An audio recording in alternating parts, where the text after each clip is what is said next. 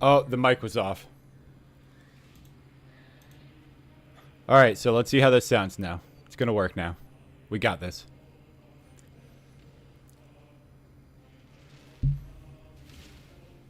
Alright, say something. Oh, the mic was off. Oh, yes. Alright, so let's see how this sounds now. It's gonna work now. Boom! Yes! Holy shit. Say something. That was such a pain in the ass. Wait, where's my chat now?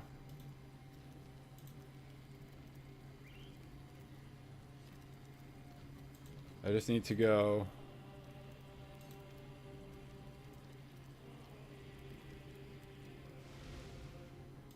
Edit. Oh, right.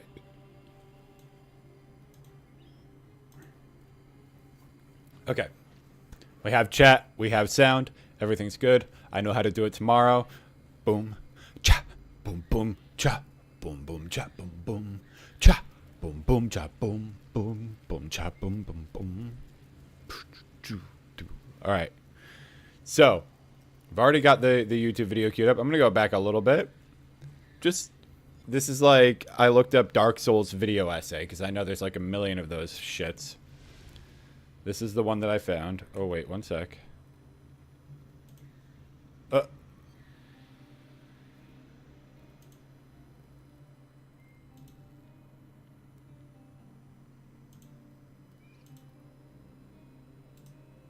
And I just want to pop out the chat.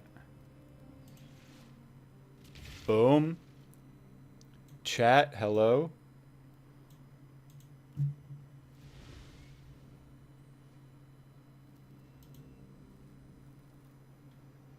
And yeah, by the way, what I'm going to be doing today is just basically farming HarbiBeyond. And I'm going to try to be sustaining either 16.5 or 17 maps.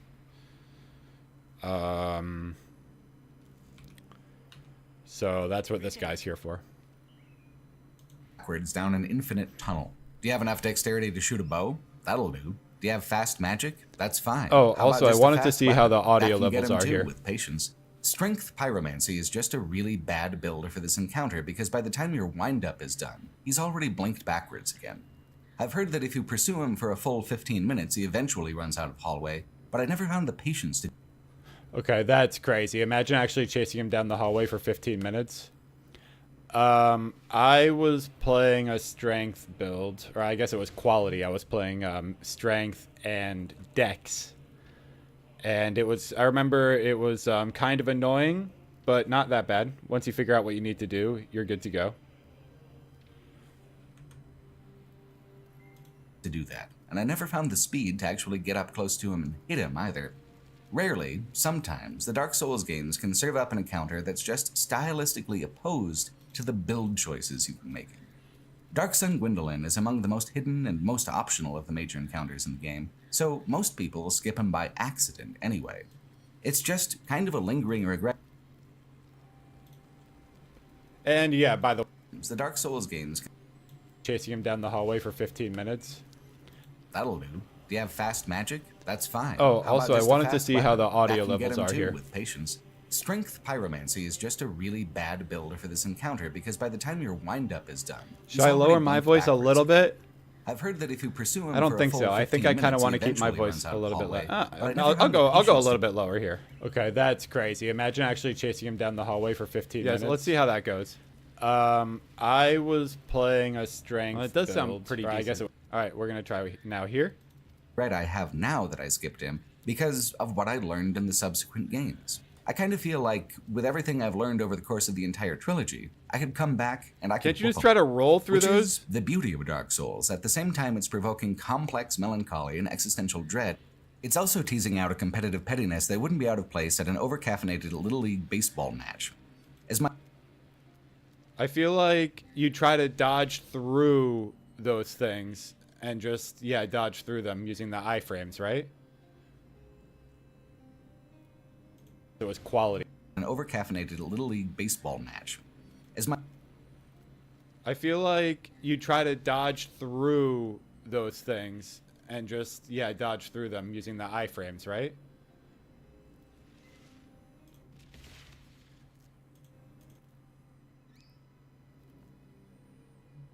I'm going to make myself a little titch louder, just a little bit. Yeah, and call it a day. Beautiful. Report back when you can. My first From Software experience, I let Dark Sun Gwendolyn intimidate me with his magic hallway. I shouldn't have. Yeah, he's an actual god who controls the fabric of reality here in the ancient capital, but he's also just a scrawny twerp. You can take him. The biggest illusion in Anor Londo and beyond is the perception that any challenge in these games is actually... I'll tell you what. My currency thing came through for these Shrieking Essences of Envy. I'm going to keep working on my gloves here. Get another round of goes on my gloves. This is like, I've probably spent way too much currency on this already, but I don't want to alt spam, which is what I need to do you need to alt spam so much to improve your weapon past this. I don't want to do that. And the shield, I don't really know how to get the one that has 30% increased reservation efficiency, recover life on block, and physical damage reduction. I don't really know how to craft that, so yeah, I don't want to go online and ask for it right now. What I do know how to do is to improve on these gloves. And so what I want is, if I go here and take these gloves out, see how this says fractured 18% increased life regeneration? Well, I want more life regeneration, so I bought these for 7 divine with 20% fractured increased life regeneration rate. And so the idea is now spam chaos essences onto it to get a chaos resistance and a tier 1 elemental resistance. Okay, reforge the elemental resistance to fire resistance, and then that's my suffixes done. And then I can matron to do suffixes cannot be changed, and then reforge life to get a good life roll. And call it a day. So that's the goal here. So all I'm looking for right now is a tier 1 elemental resistance.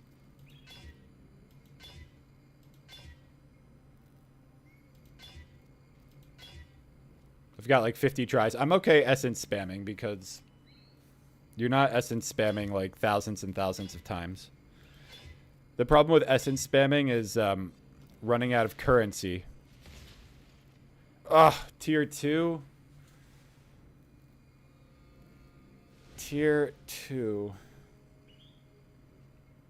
Oh, and by the way, I'm overcapped on chaos res, which is why I'm okay with losing my chaos res here.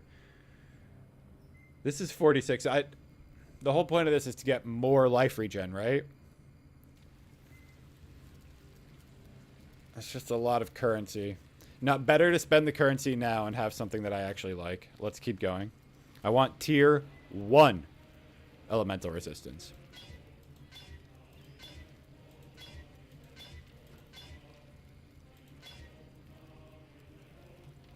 And flatly too hard to accomplish. In addition to a secret boss and a secret truth, there's even a secret world hidden inside the churches of Anor Londo. Layers within layers. That's the Dark Souls way. If you're persistent in your exploration, you might have found a bird's nest in the highest hidden tower of the Firelink Shrine. This is the same bird who brought you to Lordran, and he'll take you back to the asylum if you just curl up into a ball and wait. There you can face a much tougher version of the asylum demon, now called the Stray Demon. That's the main event. If you bother to venture all the way back to the cell you began the game in, however, you find the Peculiar Doll, a strange effigy of uncertain magic. It's actually a key. With this token of the occult, a tremendous painting will now suck you inside of it to the painted world of Ariamis. As impressive as Anor Londo is, the painted world is probably my favorite individual environment in the game. It is quite literally a microcosm of everything that makes Dark Souls so compelling in its storytelling and its Bro, what the First off, fuck? the density. Not only is each corner and courtyard filled with some kind of item or encounter, they're layered with locked doors leading to optional areas and even more challenging enemies. Lowest roll in tier Shortcuts that you 2, and I discover can't even eventually make reforge every it. area of the map easily accessible to the Okay, single well, I guess I bonfire could checkpoint at the reforge very lightning beginning and of then the map. reforge it back until I Secondly, get the 45, difficulty right? of the area. You could just...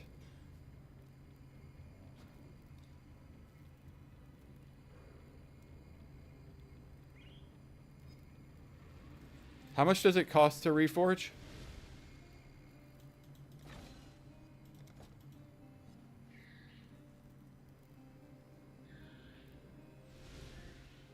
I'll still have, I think, a lot more life regen if I have 1% less fire resistance, but 2% more increased life regeneration rate, or 2% increased life regeneration rate.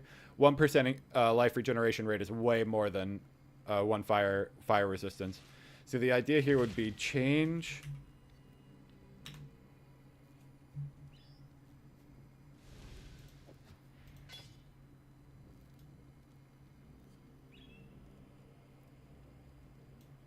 So I can go change fire to cold for 500, and then do change cold to fire for 500. What's the thing you have to use for lightning? Blue?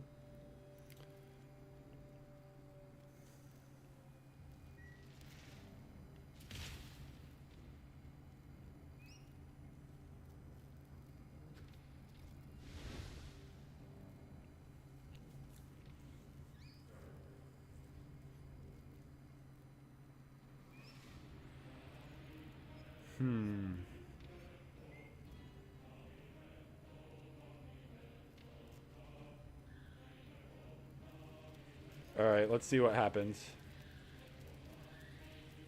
So first I want to do change fire to cold.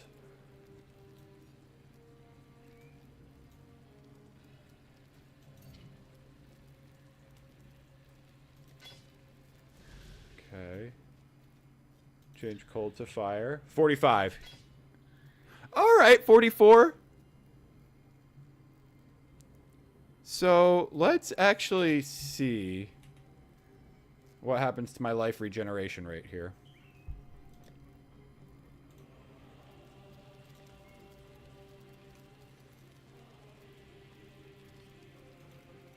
$21.43 is where I'm at right now. It goes down.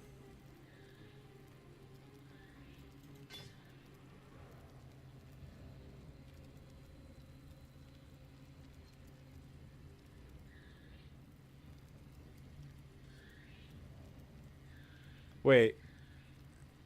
Let's do it. Look at it without gems.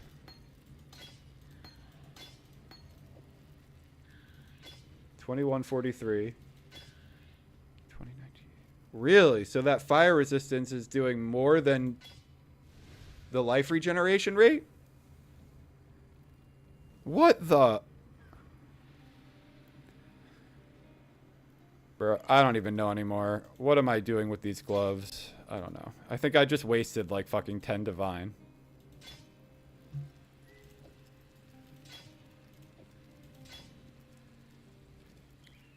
I think I wasted fucking like 10 divine on this piece of shit. There's got to be something I can do with it. I think I need to keep spamming these.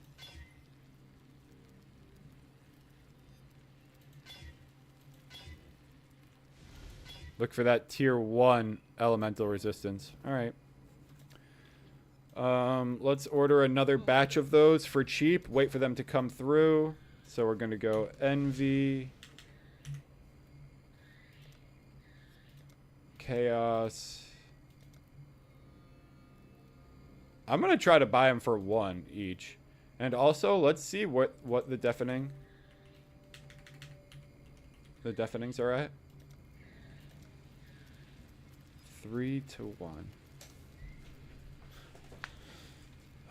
3 to 1. That's not bad. No, because I really don't need the chaos res. I really don't need the chaos res.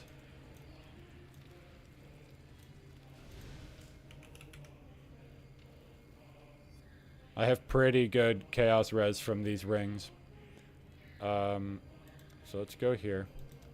I'm going to try to buy 50 for 50.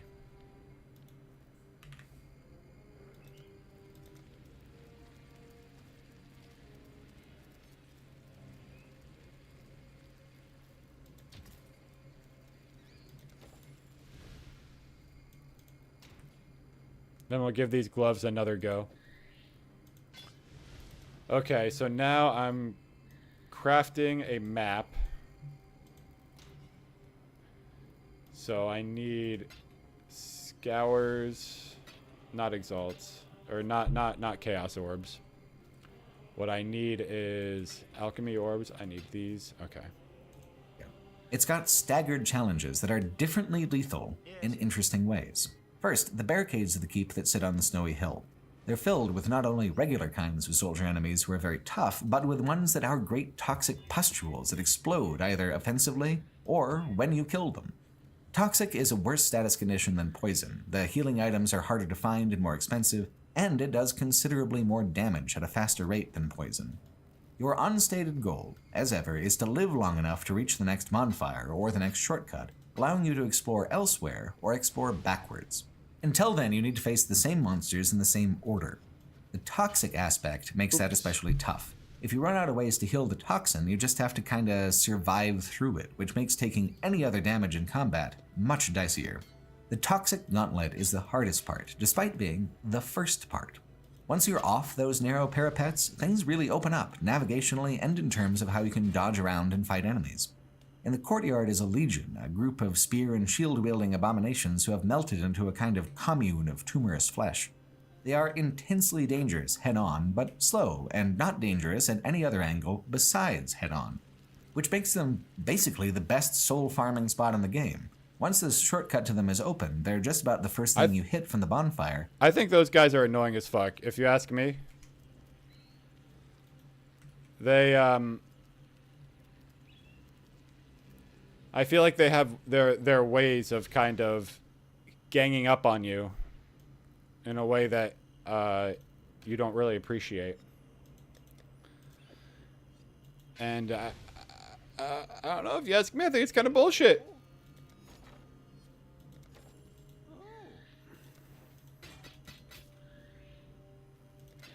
Happy hunting. Yes, yes.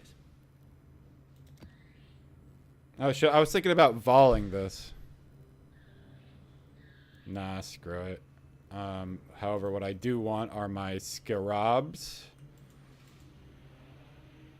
And it looks like I need more Harbinger scarabs. And if you're paying attention, they are not truly that dangerous. They're wildly weak to area of effect pyromancies besides. Further on is an undead dragon, a front torso ripped from the back half and spewing bile instead of flame. The undead dragon isn't really altogether too dangerous either, as long as you aren't being greedy for damage. Animations matter more than numbers, remember. When it's vomiting, it won't change direction, so you're safe.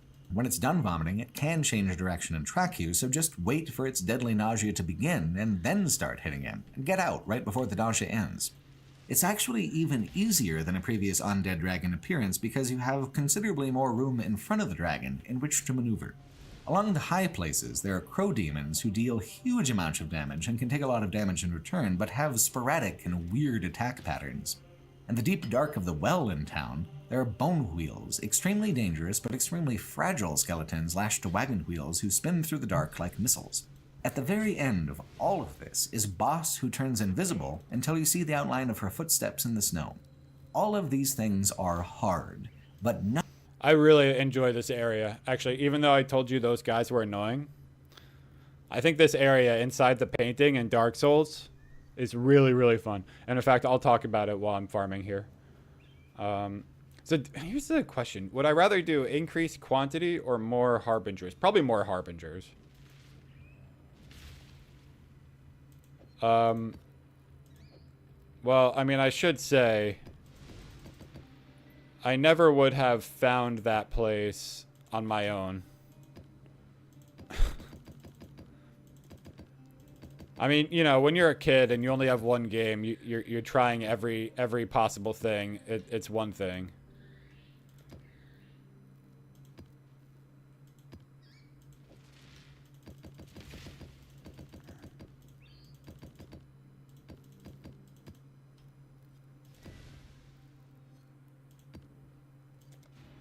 When you're a kid, you're trying out every possible thing. It's one thing. But just in general, like, that whole area. I love the way it wraps around itself. Going up the fucking spiral staircase.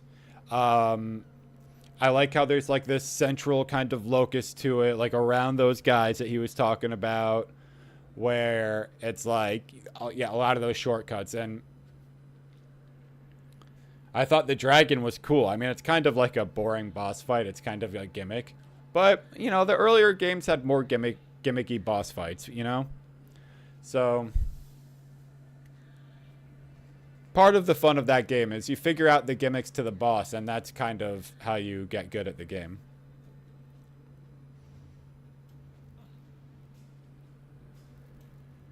None of them are well served by generalizing about how hard they are. They all challenge the player differently. The toxic enemies require distance or careful defensive play. The Legion asks for a dexterous offense. The Crow Demons need to pay a lot of attention to the way they move for both attack and defense. And the boss asks for you to pay even closer attention and be even better ready to dodge on a moment's notice. Some of these challenges are less than the others, which provides breathing room. It's not a constant intensity of spite. The boss herself, the part dragon crossbreed Priscilla, is even polite enough to invite you to just leave when you reach her. She says that her world is peaceful and beautiful, and you should simply leave her alone. And that's the uniqueness of the storytelling aspect. For whom is this world beautiful? For the twisted, agonized zombies of the courtyard and parapets? For the skeletons in the well? For Priscilla, the one single creature of grace and dignity in this world that's even more stagnant than the one you came from?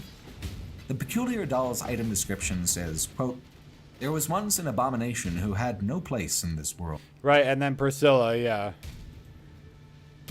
Priscilla says, "Oh, you wouldn't want to attack little old me. I'm just here being peaceful." Yeah, right. You're a fucking eldritch god, okay? You've definitely done fucked up shit, Priscilla. Don't give me this, like, "Oh, you wouldn't want to hurt little old me."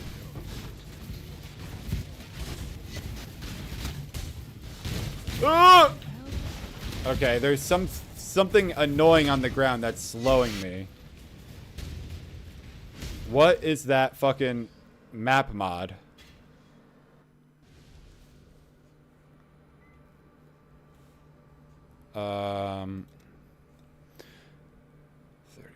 Oh, grasping vines.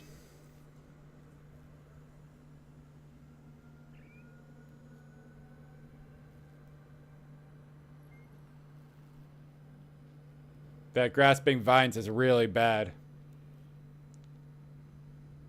I don't think I can run this.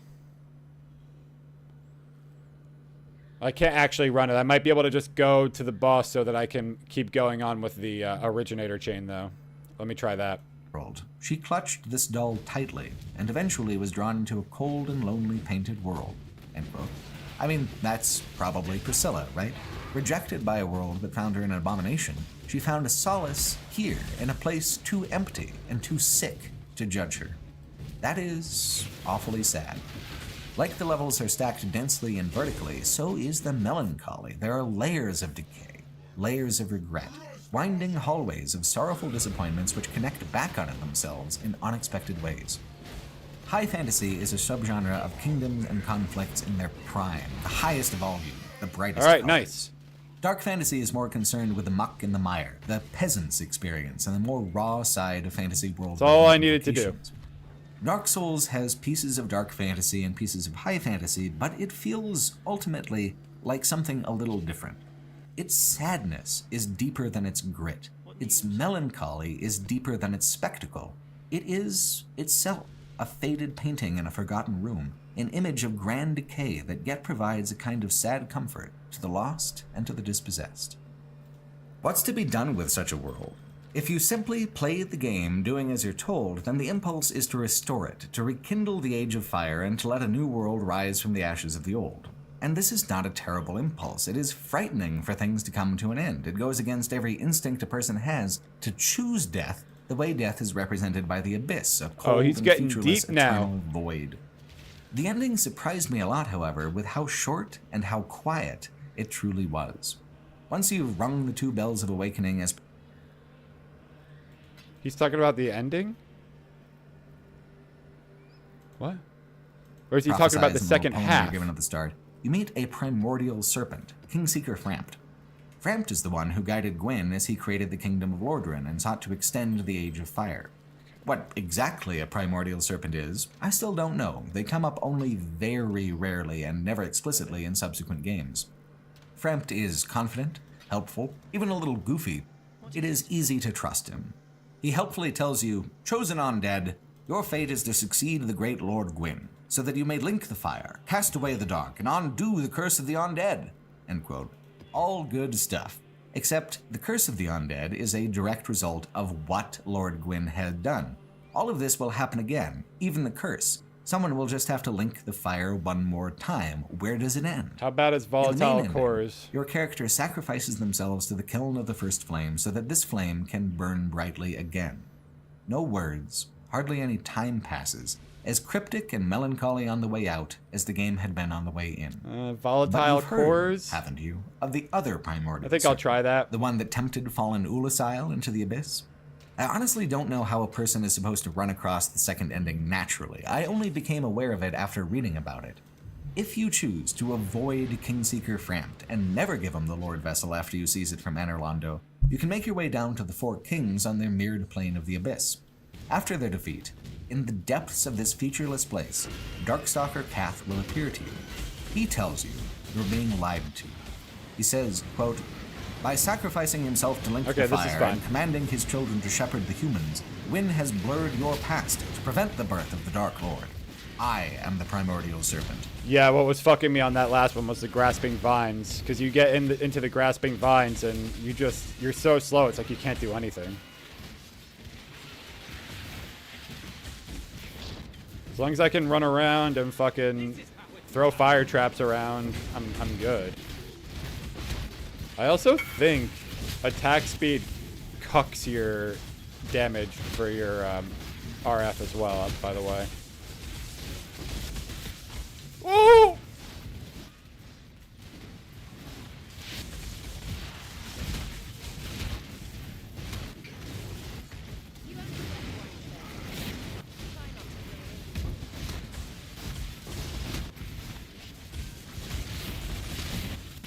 Oh!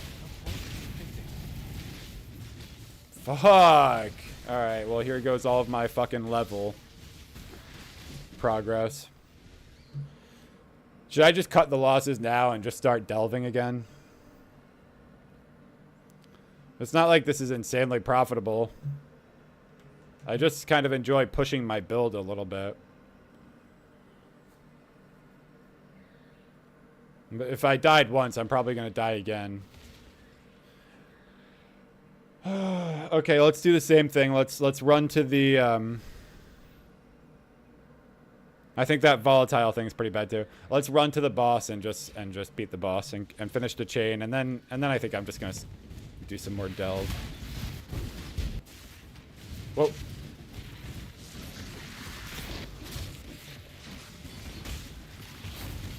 Looks like we killed these guys.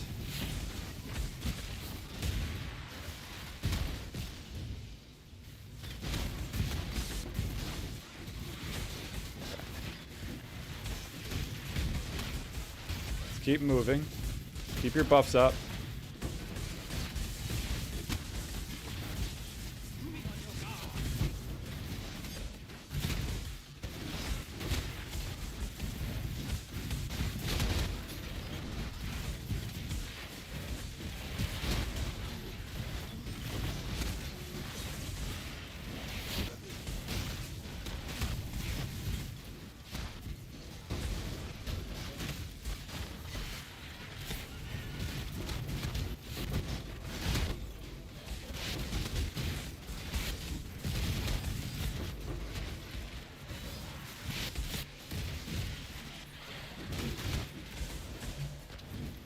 Okay.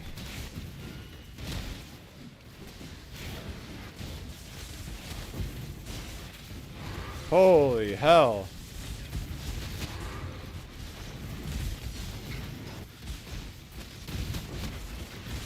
This map is so wide open.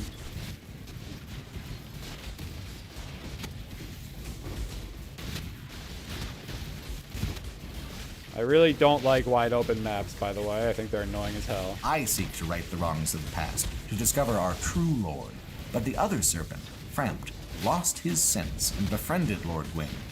Undead warrior, we stand at a crossroad. Only I know the truth about your fate. You must destroy the fading Lord Gwyn, who has coddled fire and resisted nature, and become the fourth lord, so that you might usher in the age of dark. End quote. Instead of succeeding Gwyn, you follow in the footsteps of the furtive pygmy. What Kath says is more compelling by far than what Frampt has to say, but like all the best lies, it seems to be only mostly truth, mixed in with really important self-serving deceit. If you have seen Ulasile, then the Age of Dark is obviously something to be feared and avoided. The part that's compellingly accurate is that Frampt is obviously wrong in refusing to give up on a bad idea, and a little cutthroat in how happily he tosses Gwyn under a rug in favor of you, the new linker of the flame. He'll clearly do the same to you in favor of some newly chosen undead further down the cosmic line. Kath is lying more insidiously, though. Sure, you'll become the fourth lord, the Dark Lord, but how's that gonna work out for you? Like it did for Manus? Like it did for Artorias? Like it did for the four kings of New Londo? The really interesting thing is that if you back Kath and become the fourth lord, Frampt falls in line along with dozens of other primordial serpents who gather to hail your ascension and the end of the Age of Fire. This is, I would guess, their true purpose. Continue the cycles, no matter what. Frampt really was an outlier, a weirdo, a heretic. Even this ending, as fascinating as it is, lasts less than a minute. I was curious enough about that 60 seconds to play the entire game through twice. I've never actually bothered with a New Game Plus playthrough in any game that I've ever played. I mean, why wouldn't you just start a new playthrough? Isn't progression of power from lowly to mighty the point of these RPG experiences? Why would you bother to just start out at mighty? Well, in this case... because once you're strong, that's when the game is the most fun, right? Once you're strong, and you can go around and fucking kill everything, and you have these really cool, impressive abilities and synergies. It's fun to play with that. It's fun to use it. Vengeance. Sweet, delicious vengeance. I was so curious as to how it would transform the game to come back with an inventory and build that I'd really been enjoying and feeling powerful with. It does completely transform the experience, but not in a way that makes it flatter or less dynamic. Instead, with enemy health and damage roughly double throughout, the peaks and valleys of difficulty just fall much differently. The biggest weapon that carries over for a player isn't any stat or any weapon, it is knowledge. With knowledge of what to do and where to go, I rang the bells of awakening in like 4 hours instead of 20. Little can actually stand against you, not necessarily because of the damage you do, Volatile but because cores. the endgame creatures are so much larger and more aggressive. The easily staggerable, accommodatingly slow enemies of the early game just don't rate anymore. This made me hopeful for my performance in the next From Software title I would play, and I was right to think that a lot of the knowledge would be, in fact, transferable. Every From Software game I had to learn the maps anew, but the rhythm, the intuition of reaction, that stays. Every game is kind of a New Game Plus after that long and difficult first playthrough. Being weak at the beginning of each game has its own challenge, but by the time I got around to playing Elden Ring, I knew enough of how these games work in a general kind of way to basically just unhinge my jaw and consume everything that game had to offer. Dark Souls 1 taught me how, and its New Game Plus taught me better to appreciate the particular and peculiar ways difficulty in From Software titles actually work. Boss enemies like the Taurus Demon or the Gargoyles are suddenly a lot easier, where the Capra Demon is a real bastard no matter what playthrough you're on. It's worth noting that only the first New Game Plus is a real revenge tour, where you're basically guaranteed to be stronger than what you encounter. It keeps scaling from there, on every subsequent playthrough beyond what you're able to level yourself up. on account of the soft caps on attribute effectiveness, usually around 40 to 60 of any given stat. This is important because it underlines what I've been saying all along about the combat. The animations matter more than the numbers. As you get into increasing severities of scaling, your numbers become essentially irrelevant, in somewhat the same way as a Soul Level 1 run might have them. So the Belfry Gargoyles are always somewhat simple, and the Capra Demon is always somewhat unfair. On New Game Plus 1, however, the numeric pendulum is swung dramatically in my favor, and I do enjoy it that way. Almost like a, oh man, what do you call it? It's on the tip of my tongue. In easy mode. Having the game balanced around the idea that I have more health and stronger inventory starting out doesn't mean there's no friction. It means the friction at the beginning is significantly less, and the middle game around Sen's Fortress through Anor Londo is still tricky but doable, and then the last third of the game feels basically the same in terms of difficulty and time investment to complete. Much easier to be completionist. I hate Sen's Fortress. I think the game would be better if Sen's Fortress did not exist. Especially if they replaced it with something else that's good.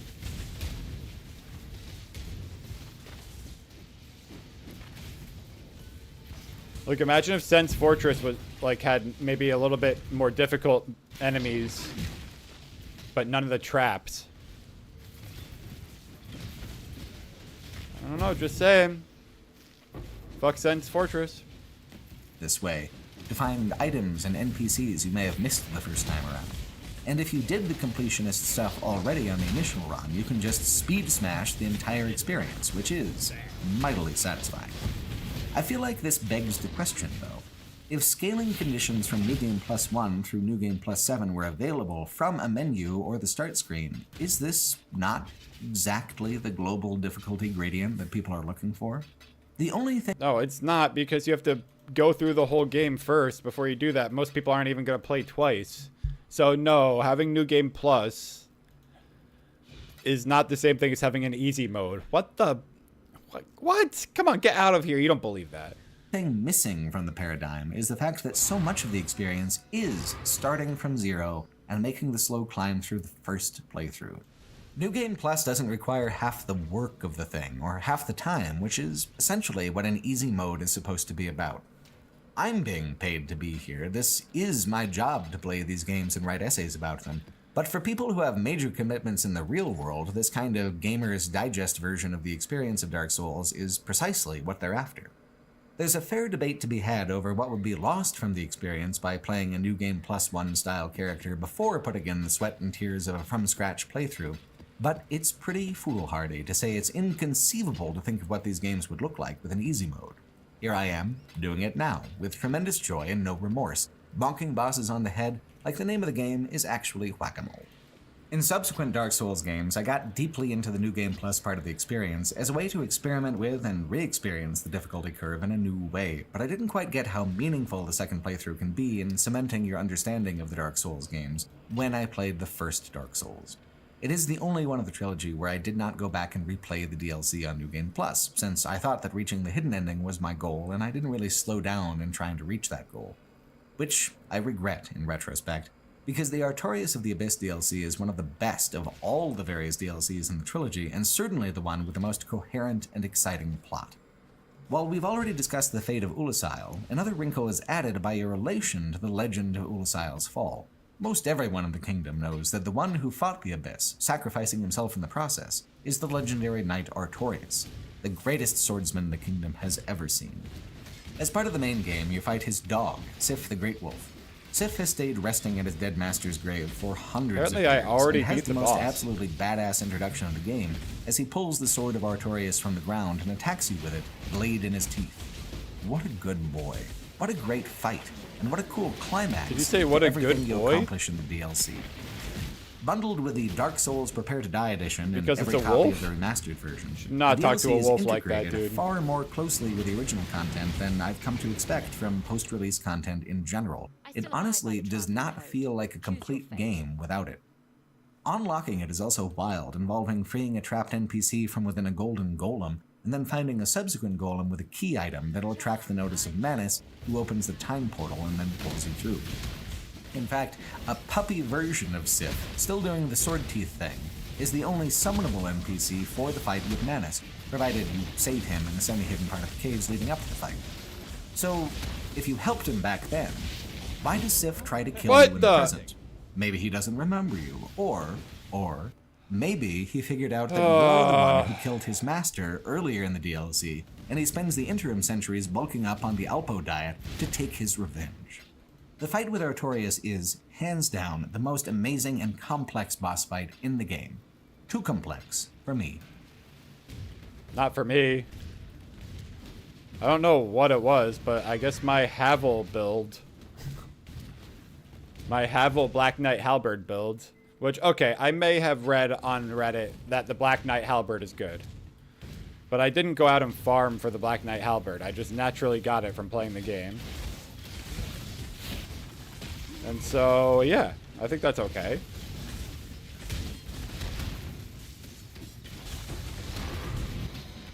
I was dying from those volatile cores, 100%. And when am I gonna get some fracturing shards here, by the way? Like, what gives? How many of these maps do I need to run before I get fracturing shards? Ultimately, I could not beat Master Swordsman Artorias. I'm not a Master Swordsman. I'm an idiot. So, how do I kill him anyway? Well, so am I. When I said that nothing about Dark Souls is consistently true, including my own advice to myself? Here is a great instance. Yes, this game is about animations over numbers, unless you use your numbers to negate and bypass the animations. Poise is by far the most neglected and most powerful second... Well, yeah, poise. Like, Artorias, you know, you block a few of his hits, and then you do a swing, and then the only tricky thing with that fight is you just have to manage your stamina.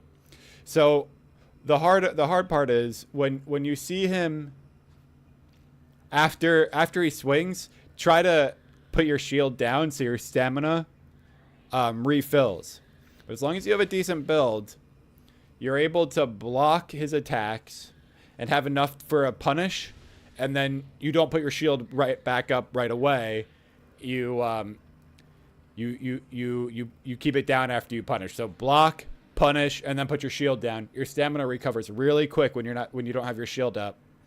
And then once your stamina's recovered again, now you can hold your shield back up. And it's super easy. Secondary statistic in all the games of the trilogy.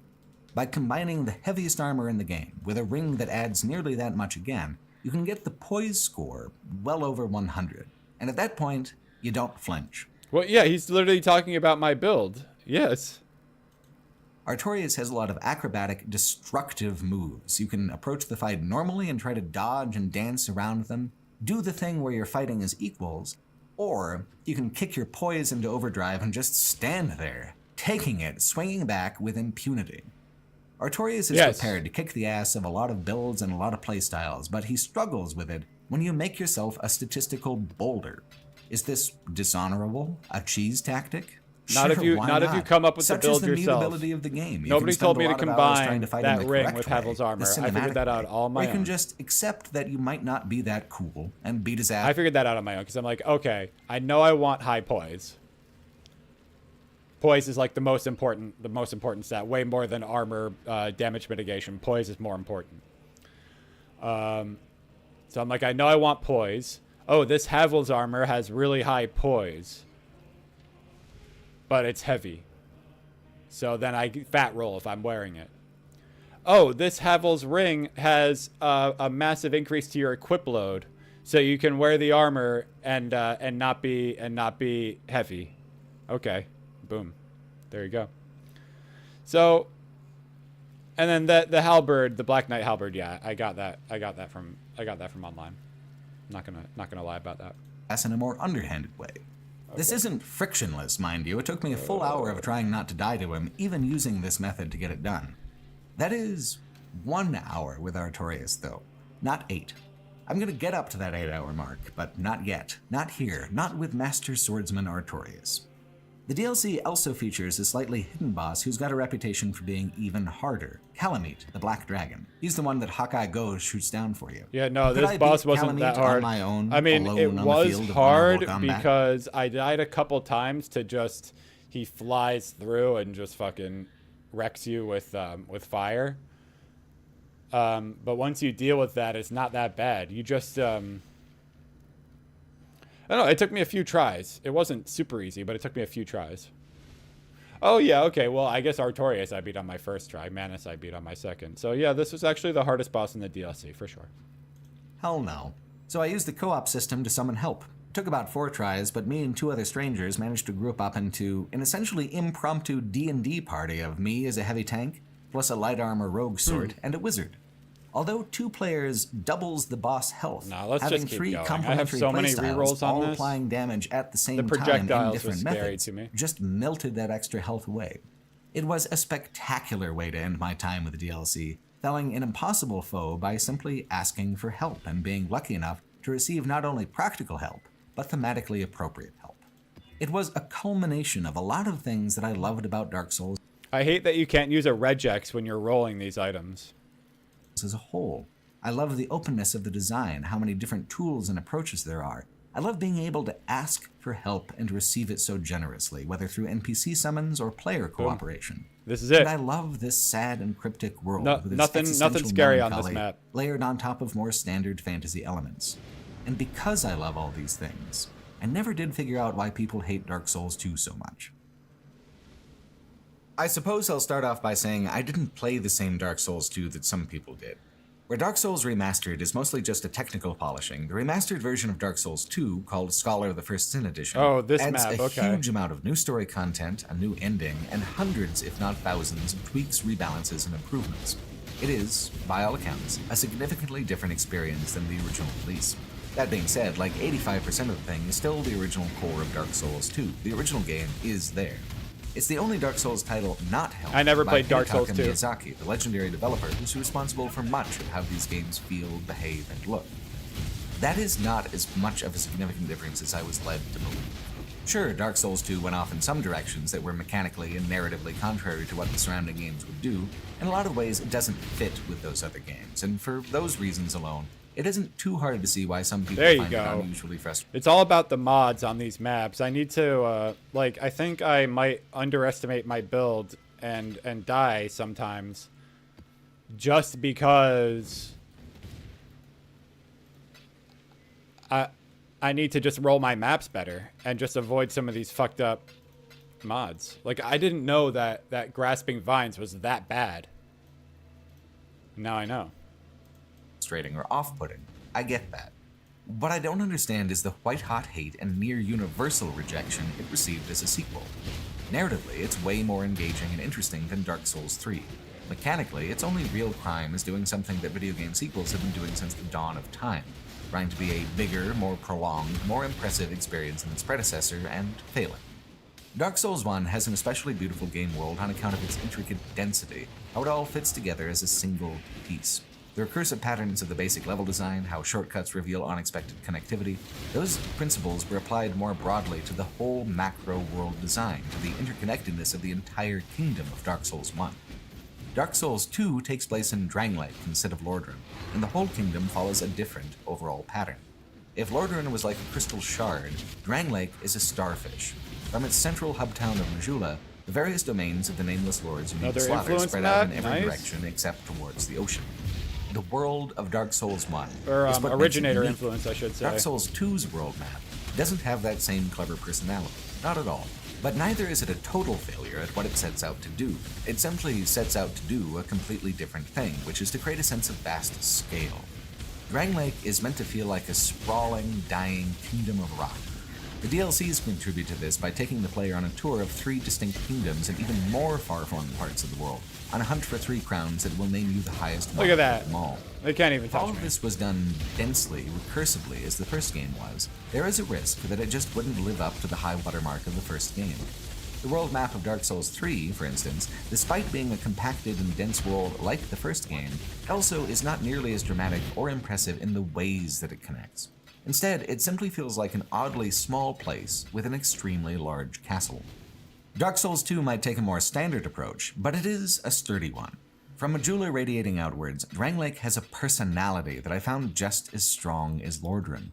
It's a land of intense melancholy and decay, where the existential discomfort of living in a place where time is slippery, a place where both life and death have lost their meaning, is more daunting than the peril of danger. There's a vagueness and a meandering quality to the way the map unfurls. Without so much regard for connectivity or continuity, it spreads out in its various directions on, an odyssey of melancholic danger.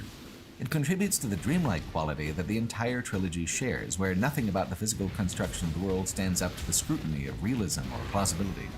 These are impossible spaces. Pack size explorable, though, which is the magic alters. about video games as a medium. Lordran Pack is size. I don't want to flatly do virtual impossible. alters. Drangleic is less so.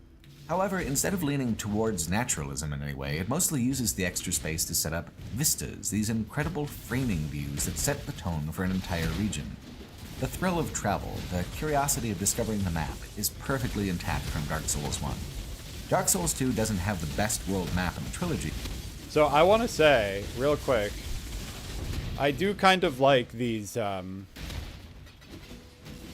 influence maps that you can only do by talking to Egon, with that create like the 4-map chain.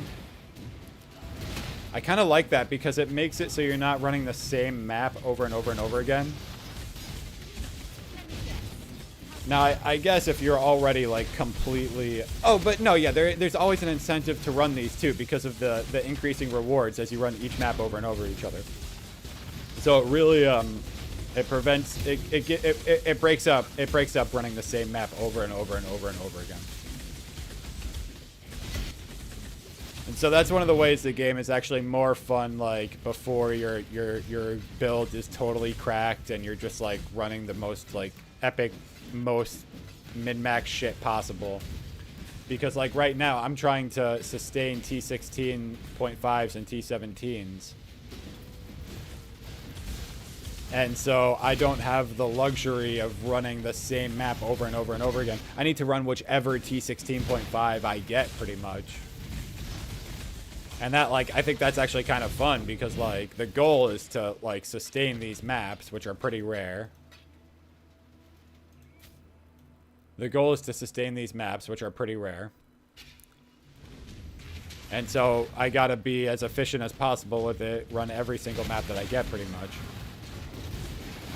And so it incentivizes me to run different maps, which I think is fun because if there's no incentive, then yeah, I'm just gonna run the same map over and over again because yeah, you find the one that feels the best with your build and with your Atlas tree, and you run that one. But, you know, if there's marginal improvements, you know, 20% increased rarity, 20% increased pack size, like, you're gonna go for that with the originators, with Egon's quest chains. Like, you're just gonna go for that.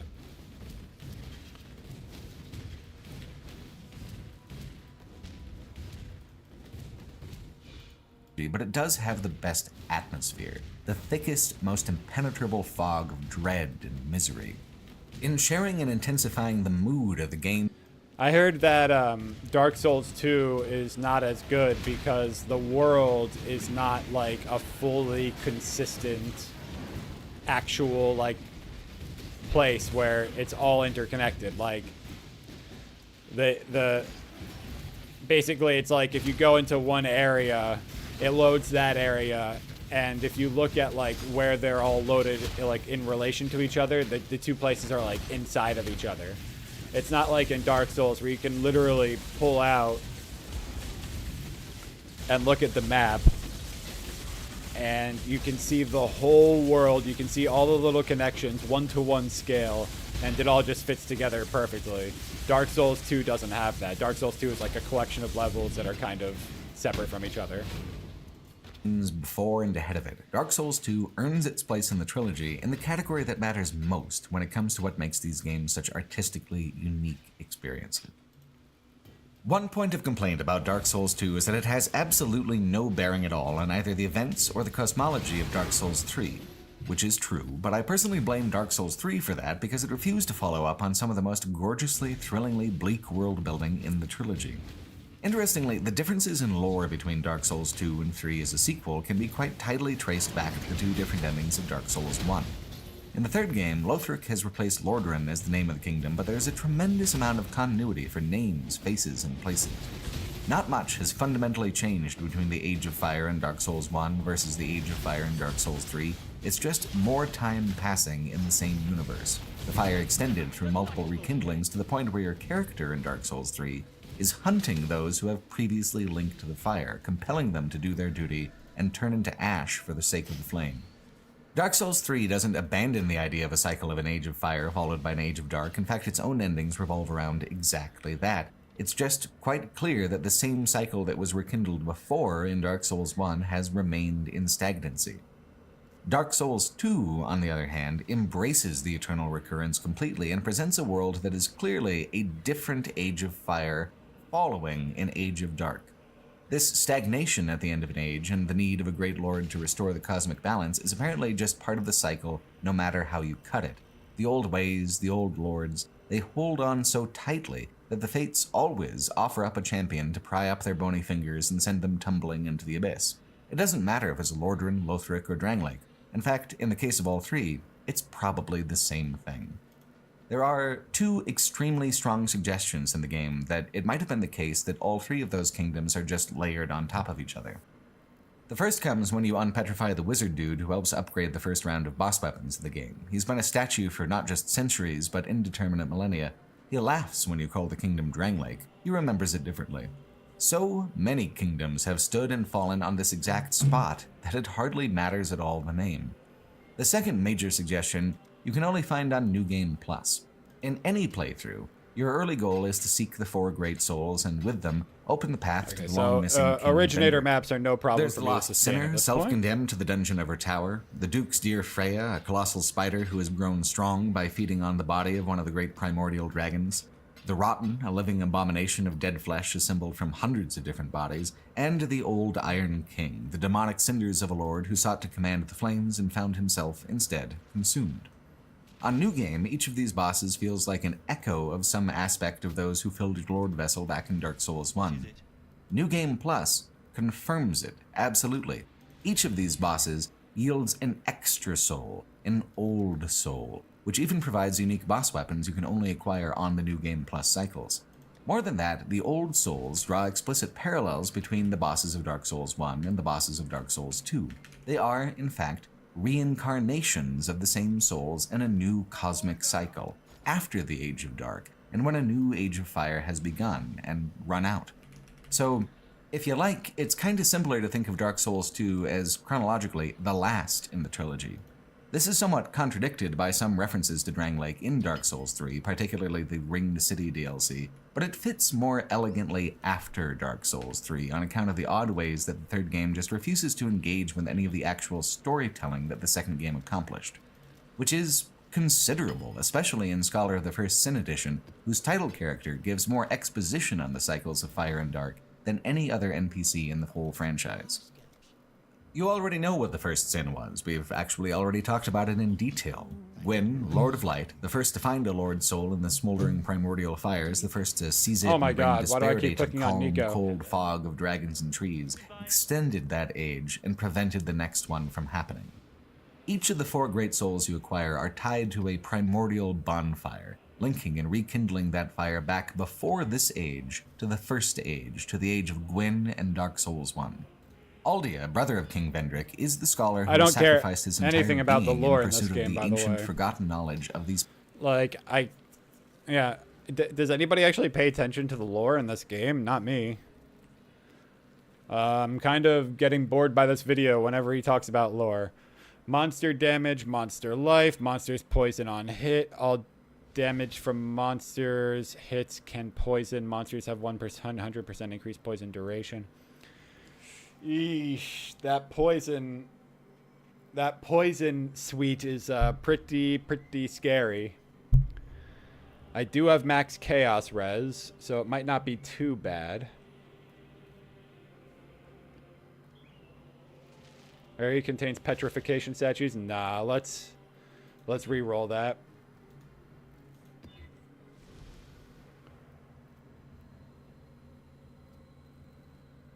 Nope. Definitely don't want to do temporal chains and vulnerability. Past cycles. As always, Aldia's dialogue is cryptic and mostly non-linear in how it adds to your knowledge of what's going on. However, by remixing some of the dialogue into a more straightforward order, he is unusually helpful for a Dark Souls character. As a mixed quote, he variously says, quote, Okay, I'm going to read it out loud so I know I'm not fucking something up here. 100% more monster life? Fine, no problem. Monsters have +1 maximum frenzy charge. No problem. Monsters gain a frenzy charge on hit. No problem. Monsters cannot be taunted. No problem. 60% less effective curses on monsters. No problem. Monsters' action speed cannot be modified below its base value. No problem. Monsters' movement speed cannot be modified below its base value. No problem. I am Aldia. I sought to shed the yoke of fate, but failed. Now, I only await an answer.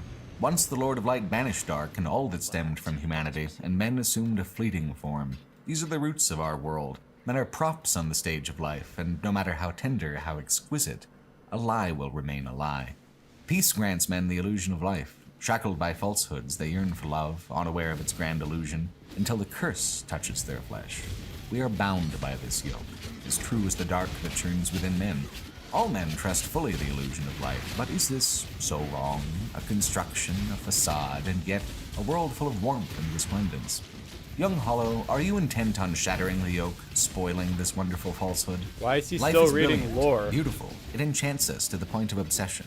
Some are true to their purpose, though they are but shells, flesh and mind. Talk One about man Dark lost Souls his 2 own body, drama. but Don't lingered talk on about as a lore. head. What the... Others chase the charms of love, however elusive.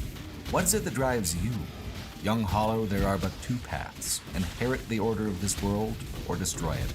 But only a true monarch can make the choice. Very few indeed have come even this far, and yet your journey is far from over. Half-grown Hollow, have you what it takes, truly? End quote. Again, what really strikes me is the fact that this dialogue is much more poetic and emotionally evocative than an approach centered around lore and linear plot. Is the most important thing to connect all the proper nouns of castles and kings into a coherent history? Or is it a bigger creative imperative to spend your time swinging swords and casting spells, pondering an impossible question with no answer? The question of why life is so beautiful at the same time it's so inconceivably, indifferently cruel. Leaving Dark Souls 2 entirely out of it, isn't it broadly true that most of us are fleeting props on the stage of life? That no matter how gorgeous and complete a life ends up being, we still wither away into a hollow nothingness? The tender, exquisite lie we tell ourselves is that we can achieve permanence in this world. That's the irony of the undead curse. The finite, fleeting part of our existence gives it meaning, just gives it fucking truth and killing weight. millions and Everlasting millions of life monsters. seems I love so it. tempting, but what would we do with it? Linger, and by lingering, make the whole world stagnant. Only a true monarch would have the power to make such a choice, of course. Lord Gwyn was one, your character in Dark Souls 1 was another. Here you are now as a third. When Aldia asks you what you seek, you aren't really given an in-game option to respond. You can say yes, you can say no, it doesn't really matter.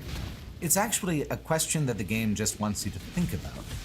Why are you doing this? Why are you even playing this game? There are many, many things in this world to do with your life. Why continue to die over and over again in this illusory place? There are several ways. Or how about just, why are you playing any video game at all?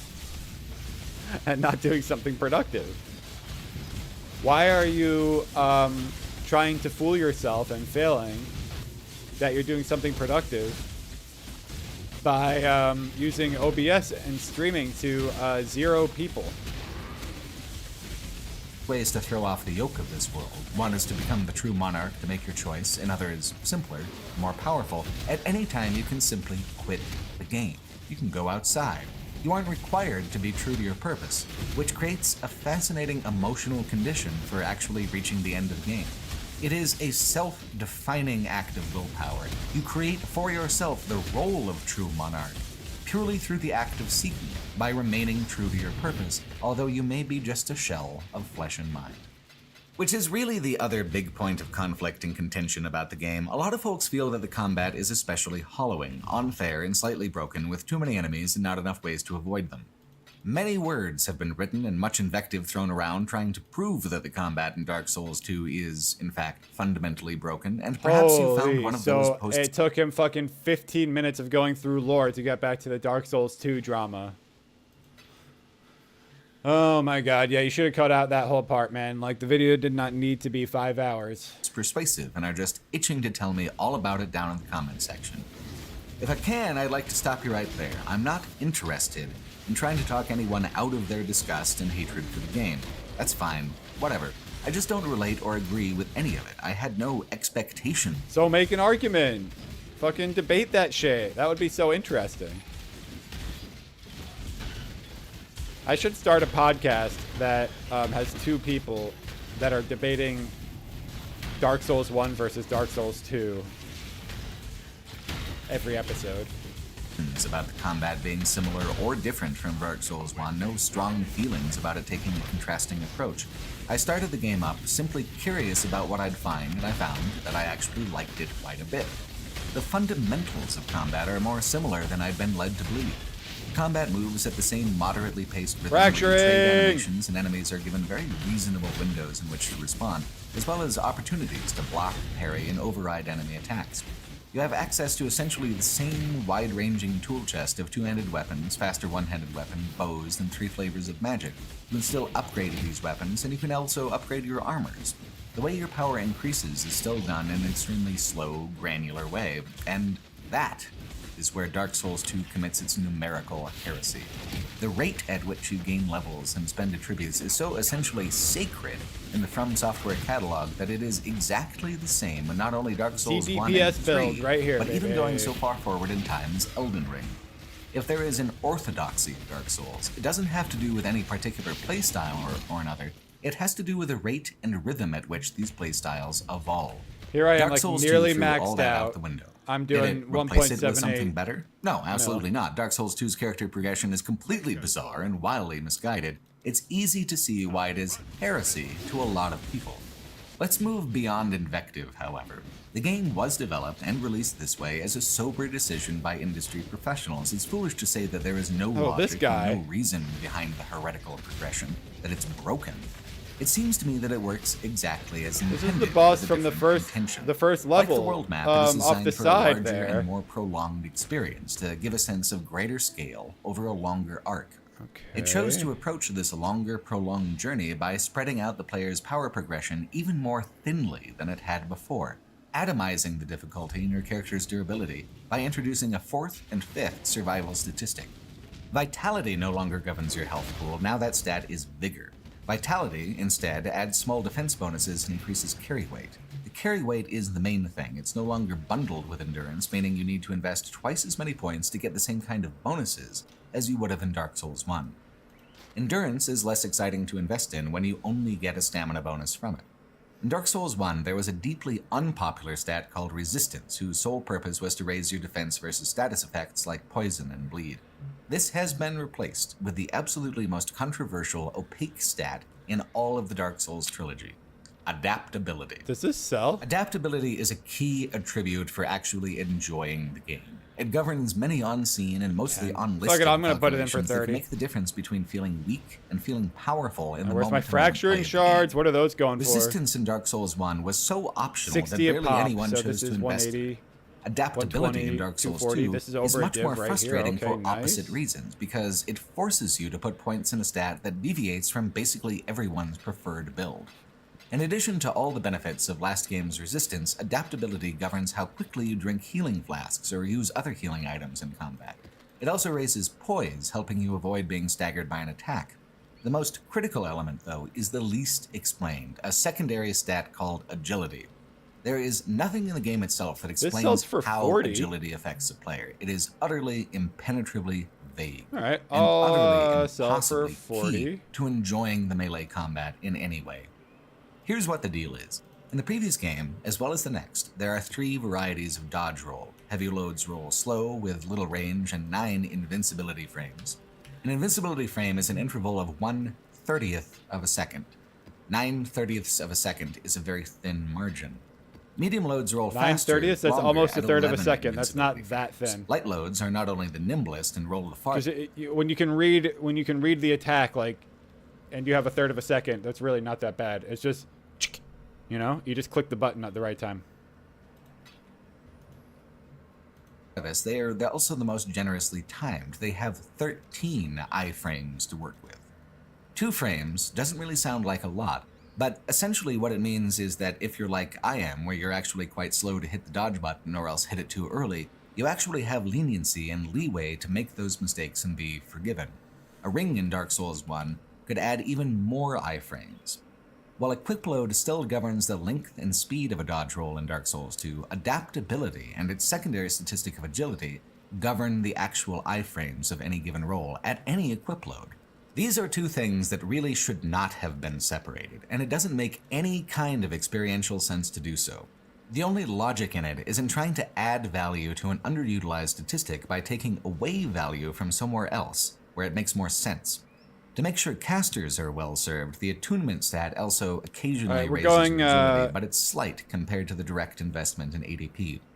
You need to invest nearly 10 points in adaptability just to start getting out of the rush to sell these, right? You don't get the same margin as a fast roll so until the stat is nearly at its soft cap of 39. 232. Consider what this means.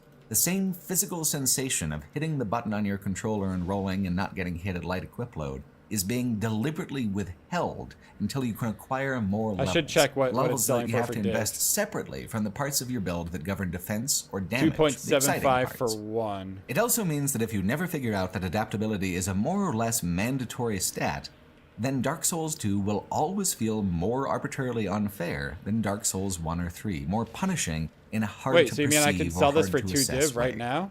Because we're talking about 2 to 4/30ths of a second of difference. And I'm getting in practice, 280. Though, these are not abstract figures. These are very important margins chaos. For error. But if you had this is better. Could you actually articulate that those 4/30ths of a second on your dodge roll was what was missing, what had changed, especially when the game never explains it at all? Or would you simply sum it up as, man, this kind of sucks? That is at the root of a lot of people's problem with Dark Souls 2. It just feels should I hold on to them then so I can sell them for in the play experience, but it's very hard to put a finger on why, because the more classic feel of the earlier game and its combat actually is buried in there somewhere. Yeah, it's okay, let's hold on to them. It looks like the Divine from a system meant to empower the player character. So I just need to get a few more. The player vulnerable in more ways for a longer period of time. Could I buy some for Exalts and then sell the rest for Divines? So if the only way to make Dark Souls 2 feel more like Dark Souls 1 is to invest your points in some very specific ways to negate the here's difference, the terminal you'll need map. Plenty of points to invest, which is another point of contention. The enemies you face are more numerous and less optional. In Dark Souls 1 and 3, enemies only chase you for a short distance, and you can easily avoid them if you fought them before and don't really want to bother this time around. In Dark Souls 2, enemies will chase you and accumulate into even larger groups, meaning that if you want to stay alive and press ahead, and especially to explore, you'll need to clear them out every time. The one concession is that if you kill a given enemy 12 times, they will no longer appear. This seems to be as much a hedge against overleveling as it is a concession to helping players through areas where they're genuinely stuck. For both New Game and New Game Plus, I was goddamn stuck as hell on the Iron Keep. It's a climactic and dramatic structure, but it's got an extremely dense gauntlet of more than a dozen nights to get through on the way towards either a boss fight with a bonfire, I'm worried about less area of effect than Runes of the Searing Exarch. A further bonfire. Each time, I just couldn't get through the Iron Keep at all. And Monster life, increased area of effect, reflect fizz, reflect L, additional projectiles, power charge, that is scary. Increased life, increased area of effect, ignite, freeze, and shock on hit. I'm immune to shock, I'm immune to freeze. Physical damage is chaos damage, inflict withered. 25% for rare monsters to fracture on death.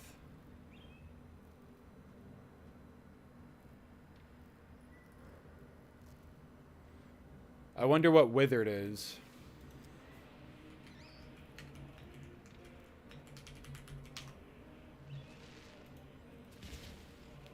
Withered is a debuff which applies a 6% increased chaos damage taken on affected target, stacking up to 15 times. I do have max chaos res. It might not be that bad. So 15 times 6 is like what? 90%. So it's 90% increased chaos damage at worst.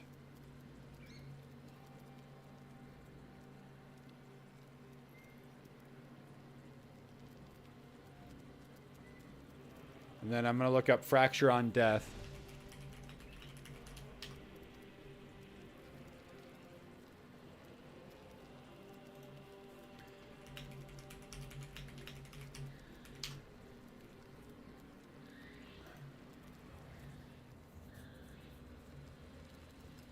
Okay. When a rare monster dies, there's a chance that it will fracture. Upon fracturing, a rare monster will split into multiple magic monsters. The number of magic monsters created corresponds to the number of modifiers on the original rare monster had. Each newly created magic monster will inherit one of the modifiers from the original. Interesting. Okay, so that's no problem. I think I can run this, no problem.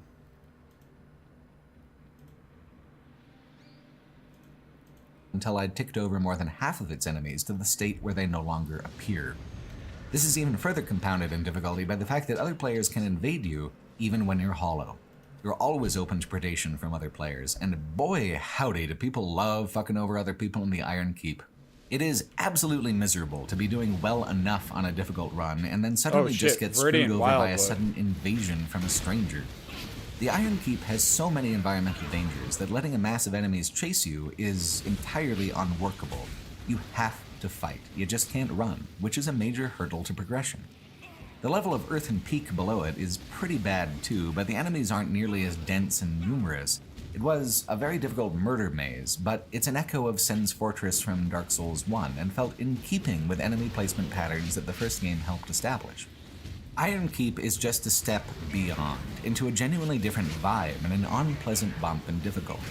Another area which crosses the line from fun to frustrating is Heidi's Tower of Flame. Its narrow walkways and well-populated atriums also prevent most running through and around the enemies, but the enemies in this case are extremely large metal golems with even larger weapons at which they swing in huge arcs. Fighting just one golem can easily be lethal, and advancing to either of the two boss fights of the area requires fighting between 4 and 7 of the golems. It takes a great deal of patience to get through these areas, but more than that, the real heart of the problem is that it runs contrary to a lot of playstyles, which do rely on running past enemies and keeping your overall experience limited. I already play in a soul-hungry kind of way, but the way online matchmaking is done in these games means that repeating areas and gaining too much XP can move you to a different bracket of players, with fewer available players and more aggressive invaders. Removing the option of running away also removes an element of control that the player otherwise would have over where they're placed within these matchmaking pools. I wasn't especially perturbed because killing everything every time is typically how I would have done it. That monster's Fracture on Death mod is actually really good because you kill a rare monster and then you get more magic monsters to kill. Anyway in these games. But in the case of Heidi's Tower of Flame and the Iron Keep, I wasn't even really given the option of changing in my mind due to frustration or impatience. These are surmountable challenges, but they're less variously surmountable than the encounters in Dark Souls 1, less open about how you're allowed to approach them, and that is truly a disappointment. A good final example would be the approach to the Undead Colosseum and the optional boss fight there. There's a gauntlet of enemies to get through who are absolutely murderously difficult. The game actually gives you a co-op NPC summon for the approach to the boss fight instead of the boss fight, because the approach is considerably harder. Once you're actually inside fighting the chariot, the encounter is less demanding and less... That sounds annoying. An approach being harder than the actual boss? Fuck that. That's just like Run Back the movie. Aggressive than the slog to just make it to the entrance. More than either of the other Dark Souls games, some areas seem to have been developed with co-op in mind, with little regard for solo players, which is also kind of an odd heresy for a Dark Souls title. By the way, this map is pretty good for my builds. Pretty tight and enclosed. So with my, like, if you look, my RF radius fits the entire hallway. And then all the monsters are packed in tight, which is good for the HarbiBeyond strat. Scholar of the First Sin edition is very interesting in how it makes up for this by adding just heaps of summonable NPCs.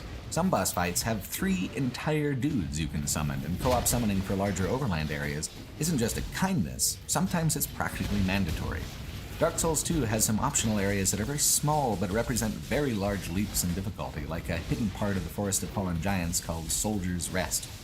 The game gives you a summonable NPC wizard for the sole purpose of making this area more manageable.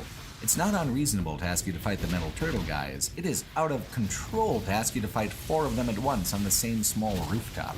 Plus, an especially nasty NPC invader once you've plowed through your Estus reserves just trying to get 2 buildings and a hallway deep into the area. Of course, it is optional. If you don't want to do it, you don't have to. Compared to the world design and encounter design of the first game, however, it is quite obviously not as considered and tight. They're spiking the difficulty in kind of a basic and cheap way, then providing an impersonal, build-independent tool to try What's to really nice is that they cannot touch me. Too excessive using the NPC summons. It is the flip side of the difficulty argument I was making earlier. If the real no wonder beauty people of were the farming combat these in Dark maps Souls fucking 3 is that days it's into the primarily league. driven by choice and individual player personality. Took me then 2 these months to get to flattering, this more point, but hey, I'm impersonal here. approaches to upping the difficulty that Dark Souls 2 occasionally took are certainly drab and ugly in comparison. Compared to other games in the From Software catalog, Dark Souls 1 does not have a whole lot of boss fights. When they happen, it's typically a true climax, a memorable and meaty encounter. Of course, nothing you say about Dark Souls games are 100% true, so there's also Pinwheel.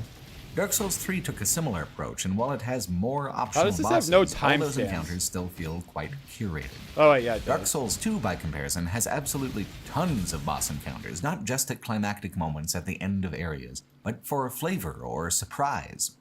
The fact that the quality of these boss So he's not going to encounters talk does about vary Elden pretty Ring widely at all? is another point of contention, and certainly some of the boss fights are based Shit, around I might gimmicks need to or pause lacking this in because interest or I've even never played lacking Dark in Souls 2 challenge. or 3. However, the size of the boss That's what the menagerie video is all about at this point. All right, I'm going to watch something else.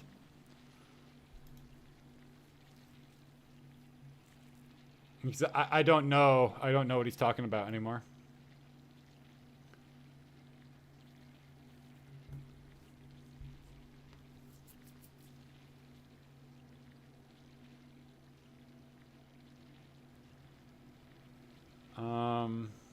I feel like there's some decent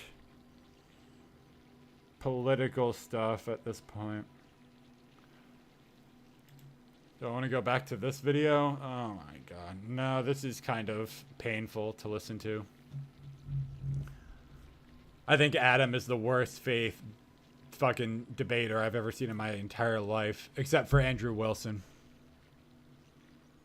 Maybe Brianna Joy Gray as well.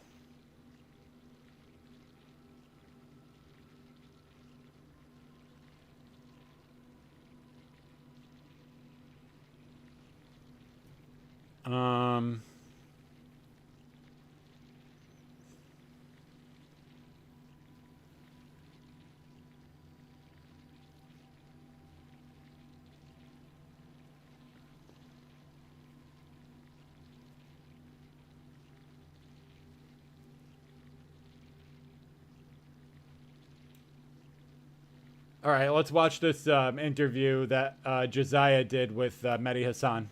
Modi in.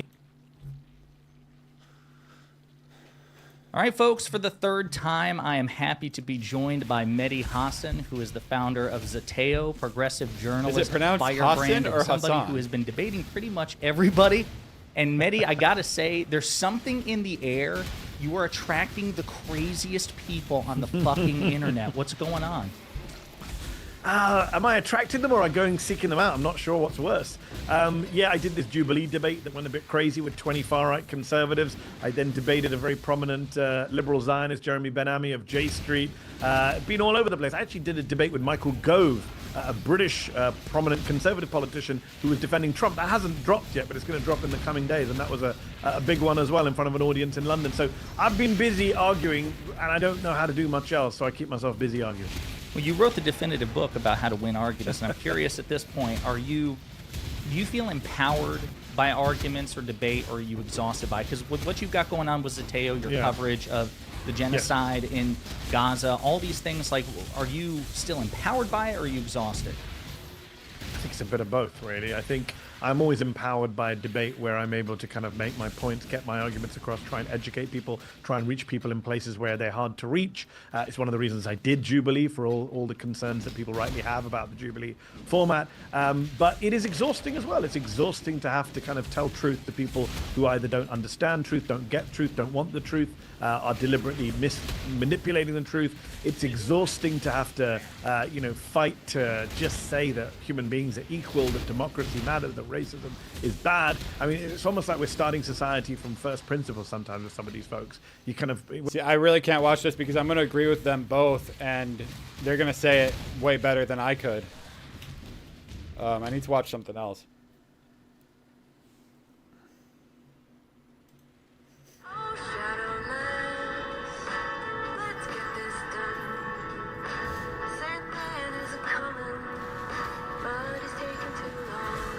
Shadow of the Erdtree was amazing. Elden Ring might be my favorite game. I'm not sure how this happened. It's not the kind of game I thought that I would ever enjoy so much. Most games I count among my favorites I encountered much earlier in life, when they were able to make the strongest possible impact. In my 30s, I found it harder to Elden Ring is my favorite game. Yeah, I mean, the great thing is that now that, like,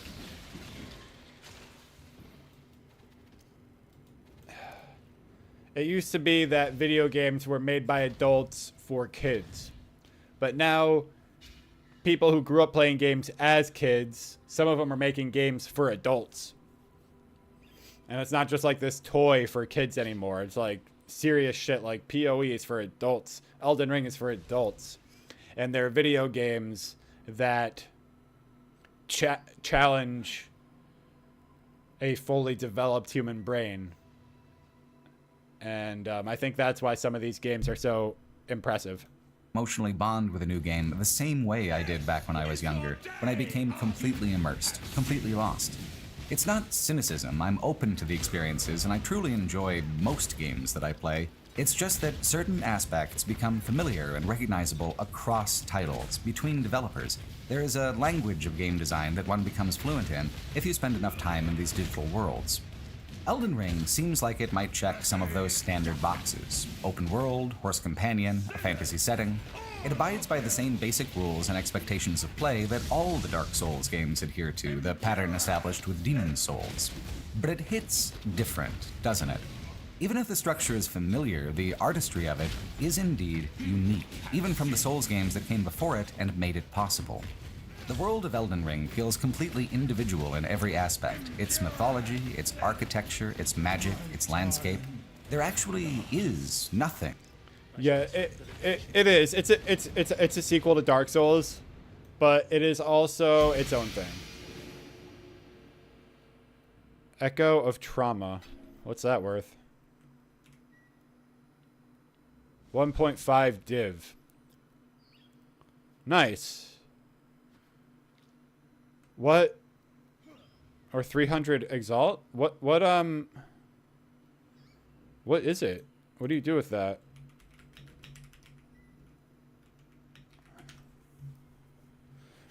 The Echo of Trauma is an item in Path of Exile that allows players to open portals to the moment of trauma. It can only be used once and drops from warped memory bosses at the end of Threads of Consciousness. This item is essential for accessing the Incarnation of Fear encounter, which is a new pinnacle boss introduced in the Secrets of Atlas. Incarnation of Fear. Have I done this before?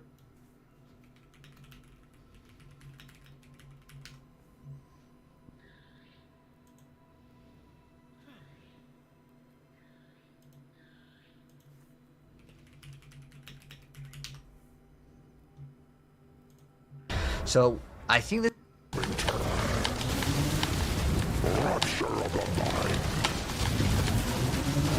He looks like he's charging up. Oh, he's got a laser. Oh, it's like Piety's laser. Okay. But a short. Whoa. But like, dude, the whole area's just covered in fire.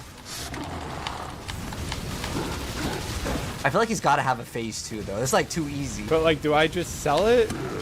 What's the rewards that you get from this? Let's see.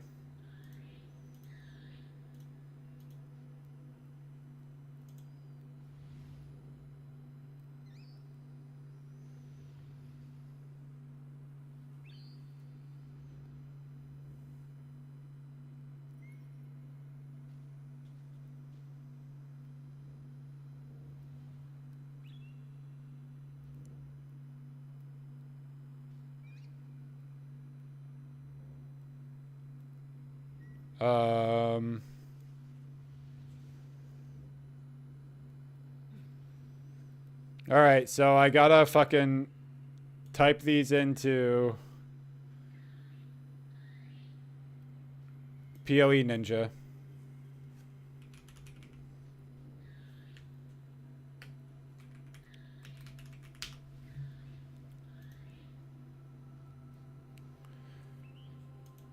Okay. First we're gonna go Servant of Decay. 134 chaos. Okay. That's only for a 6-link though. Normally it's 30 chaos. Okay. Coiling Whisper.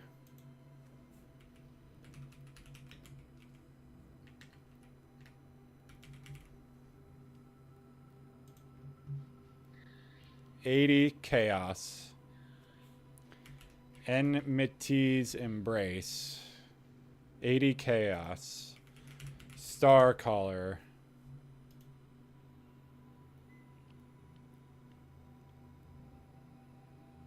$150 chaos.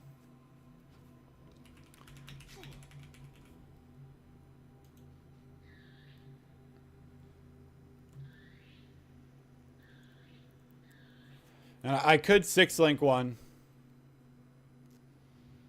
I could 6-link one if I corrupt it to get 3 divines out of it.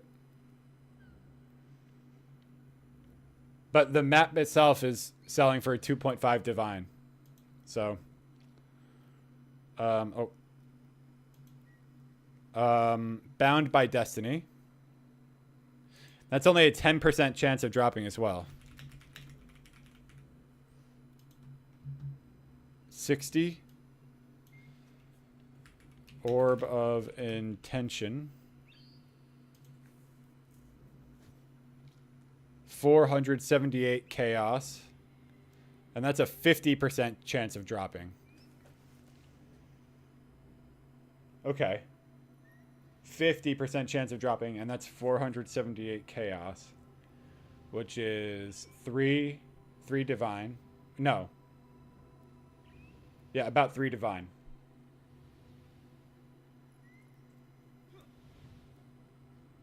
So I can run the map. I have a 50% chance of getting 3 divine. 10% chance of getting... No, 2% chance of getting Stormcaller. I think I just sell the map, honestly. The payoff is just not there. And quite like it, which is a hell of a creative However, it is a...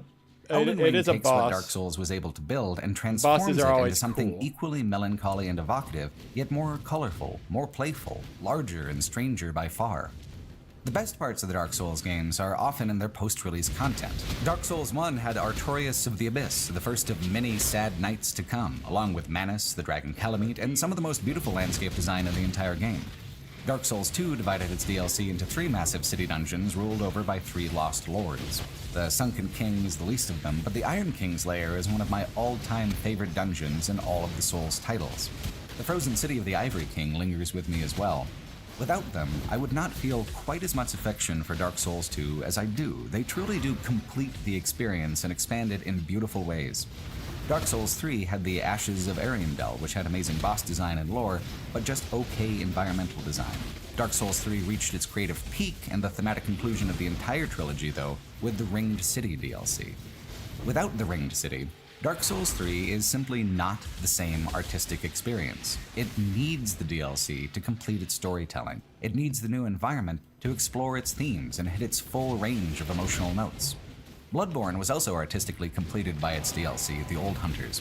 Without that terminal stage of nightmarish decay, the whole dreamscape lacks the coherency and I kind of want to run the boss. I'm going to run it. Elden Ring and I have a was 50% chance of not destined losing. to be the same way. Covering only the main campaign, there are all sorts of mysteries and questions that never arrive at any conclusion, that do not explain themselves well or complete themselves satisfactorily. Even the world map has a great gaping hole in it where it seems like something big and important was ripped away. Well, it was. Shadow of the Erdtree takes players to the Land of Shadow, the missing continent that was magically separated from the rest of the lands between centuries ago at the dawning of the Golden Order. Some of what happens is related to what you've done in the main campaign and the present tense of the world, but the vast majority of what Shadow of the Erdtree has to offer is history. The origins of the world's magic, the beginnings of the world's religions, the forgotten participants of its earliest that's only if you're conflicts. paying attention to the It lore. took 2 years for Shadow of the Erdtree to come out, but I think in the end, that made it much better for me. I had 2 years to return to Elden Ring, again and again. 2 years to explore. 2 years to ask questions and try to form my own answers. If Elden Ring is a masterpiece for any singular reason, I think it's the game's ability to provoke a profound and meaningful curiosity within its players. Shadow of the Erdtree is equally good at that, if not better. In The Old Hunters for Bloodborne, the world moved into a kind of nightmare vision of the future of Yharnam, the kind of decay that waits within the endless cycles of nonlinear time that world has. Elden Ring's Shadow of the Erdtree moves into the past. I'm going to put the music on for the boss.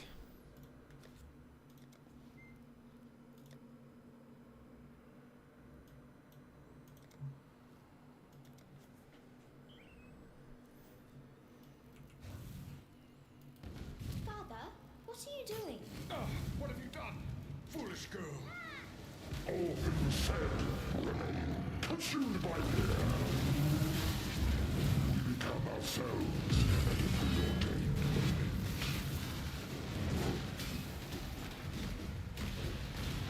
He's tanky.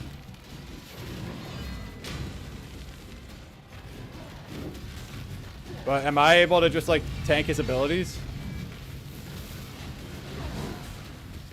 Yep. Okay.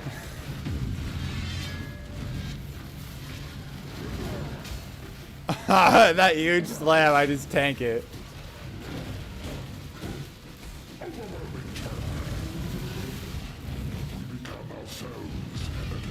Womp womp. Okay, this is my new pinnacle boss experience.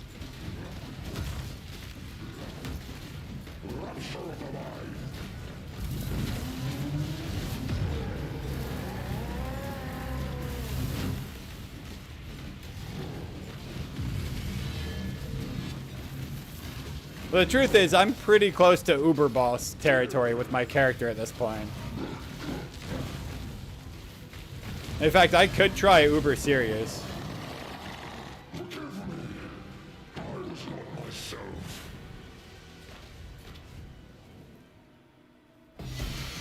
Yes! I got the orb. All right.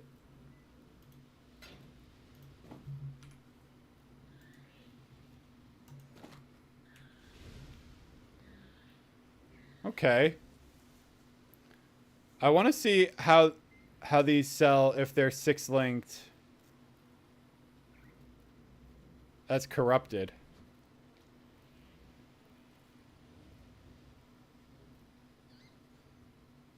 No, I'm just going to sell it for 30. And then what's this going for again? 3.3 div. Amazing. Our very existence. Our very existence. Okay, don't care.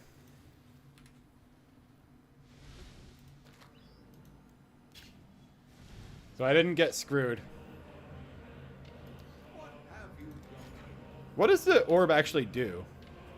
Modifies a memory-influenced map, causing items found to have more memory strands but fewer item drops.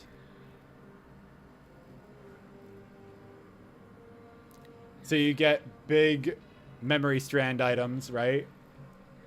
Or just good base items with a lot of memory strands that you can then craft on, and then you use the memory strands to up the tiers.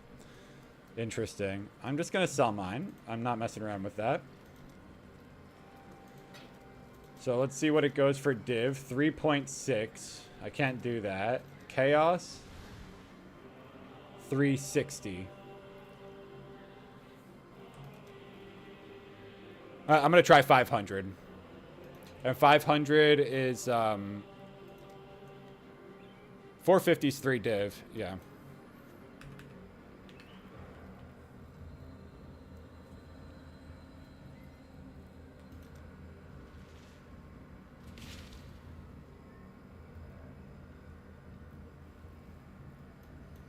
I'll try 450. There might be some volatility on this. I can also just go and sell it on the trade site.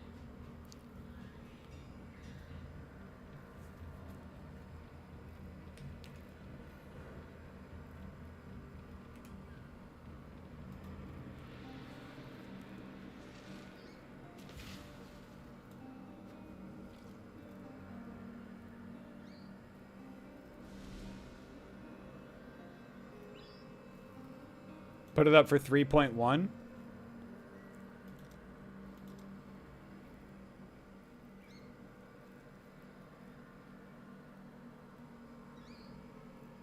So it'd be 3 div and then 14 chaos.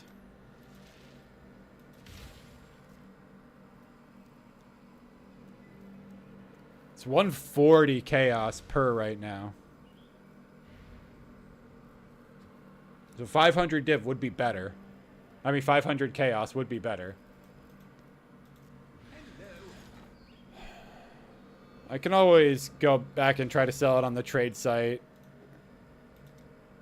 Let's see if I can get 500 for it.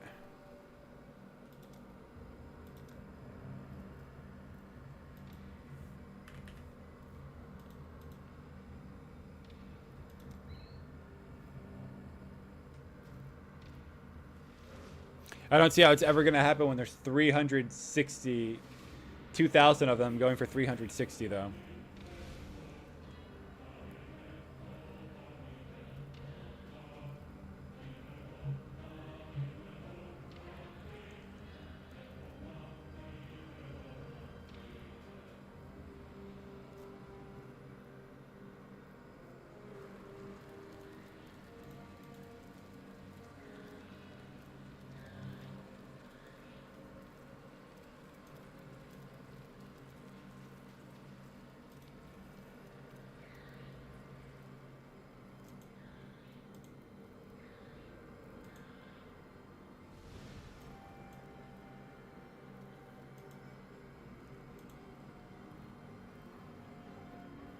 .1 div would be 140, 280, 360.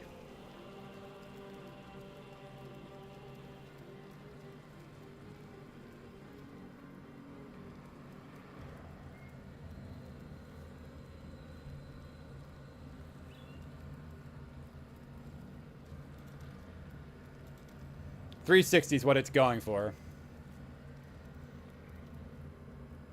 That's that's literally 3.2 div. So let's go. I wonder how much this fluctuates. Let's look at it on PoE Ninja.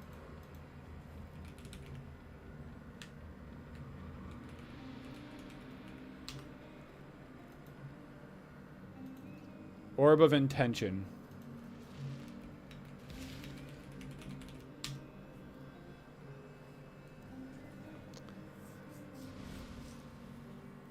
Saying buying price is 482 chaos right now.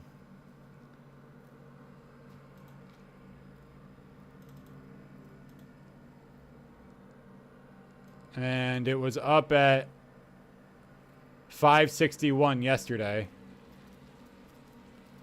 It's at 480 right now. All right, let's try 500.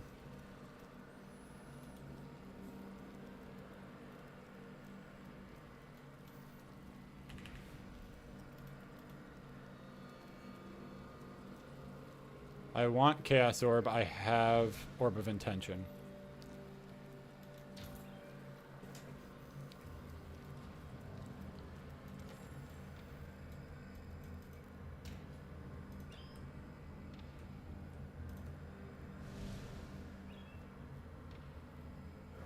Oh, that went into my unique tab. Fair enough. Okay, good. All right. I think I want to try Uber Serious before I go off for the evening. See how it goes.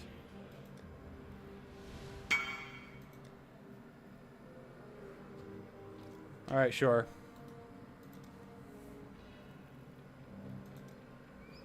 Is he gonna come? 15?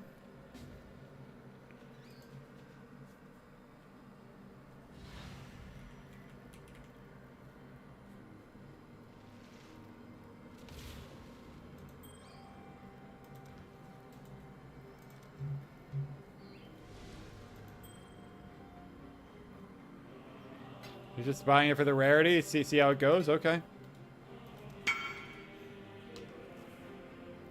It's basically free, right? 15 chaos? You might as well give it a go.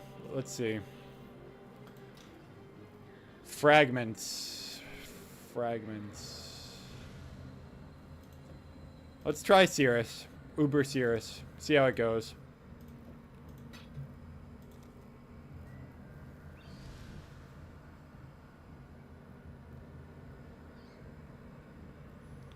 Awakening fragment must be used with a map or with map fragments of the same set.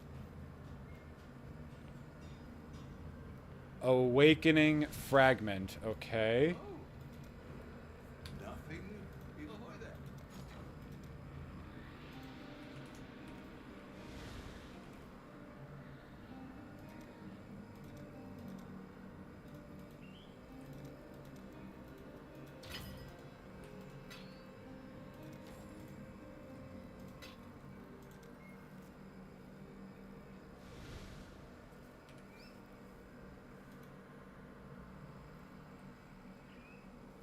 Wait, what?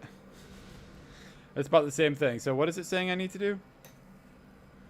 Awakening fragment must be used with a map. Oh, okay.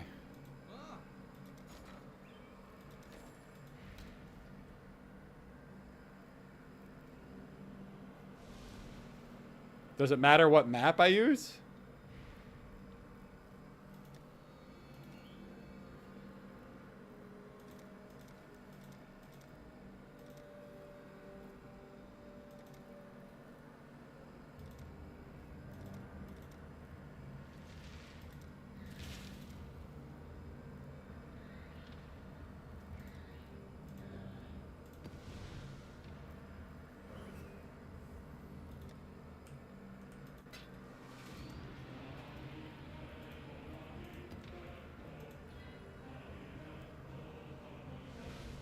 Oh, you need 5 of them. Okay.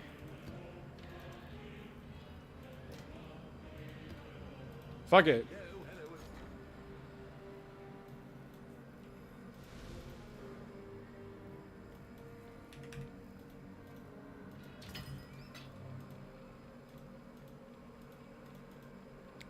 And it looks like I'm DCing here.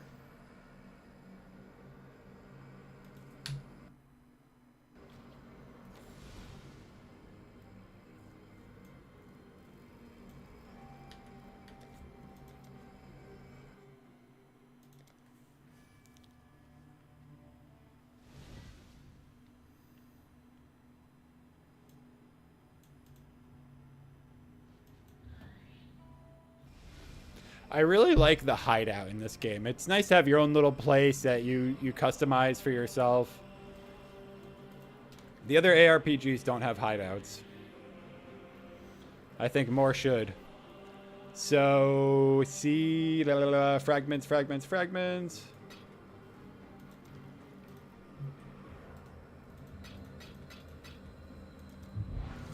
All right, let's try this. It's 45. It costs 75 chaos for an attempt. Let's see how this goes. We've got an Uber boss here. My first Uber. Did you really think this would work? Sirus, please, we want to help you. Don't do anything hasty. Destroying you is as easy as flicking a pest. No! Hirak! How boring and small. You want the Atlas? Take it. It's yours. But Orion, I will burn.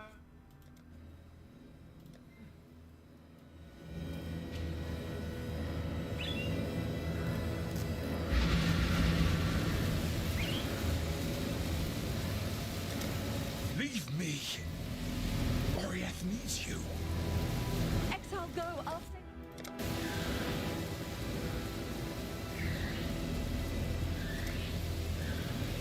All right, here we go.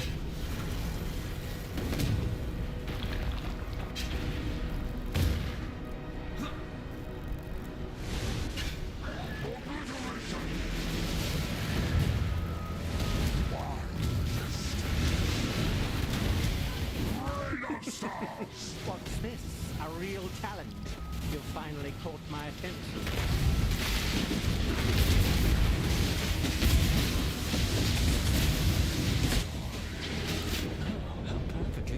Holy hell.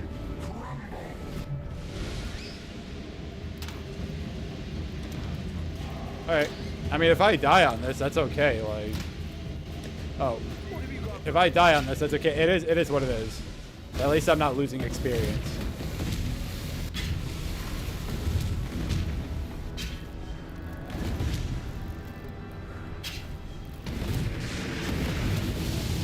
Not your finest hour.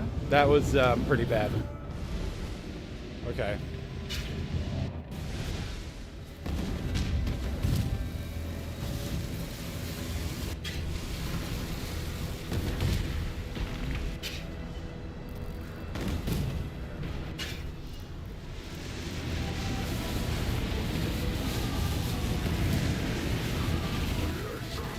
The others found strength in their projections.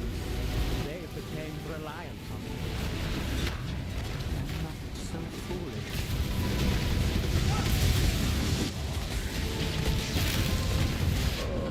Did not see that ball there. Man, they show up and they deal damage to you and they slow you down at the same time.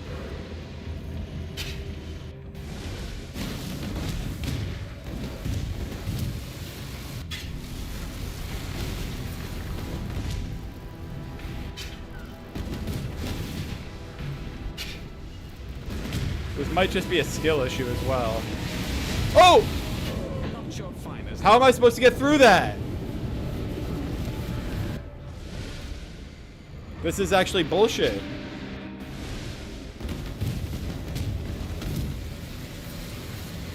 There's no way I'm gonna do it at this point. And I'm not just gonna use all my currency on attempts on this. This is just for shits and gigs.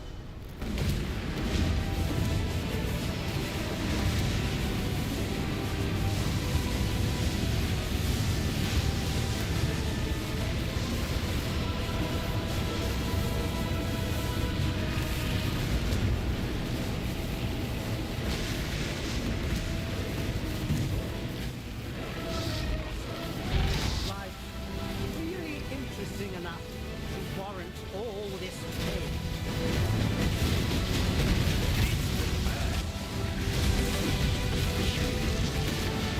This city is knowledge. Oh! How perfectly fitting.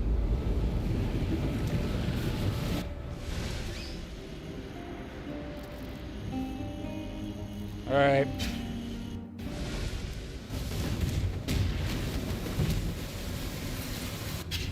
Pretty annoying boss fight, not gonna lie.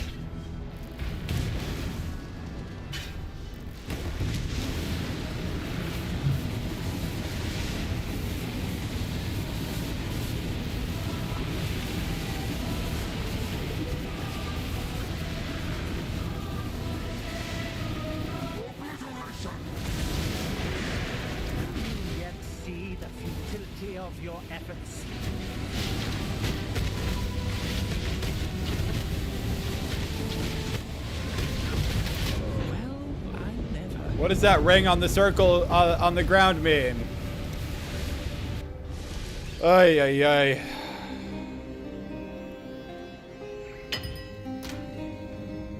Ahoy there!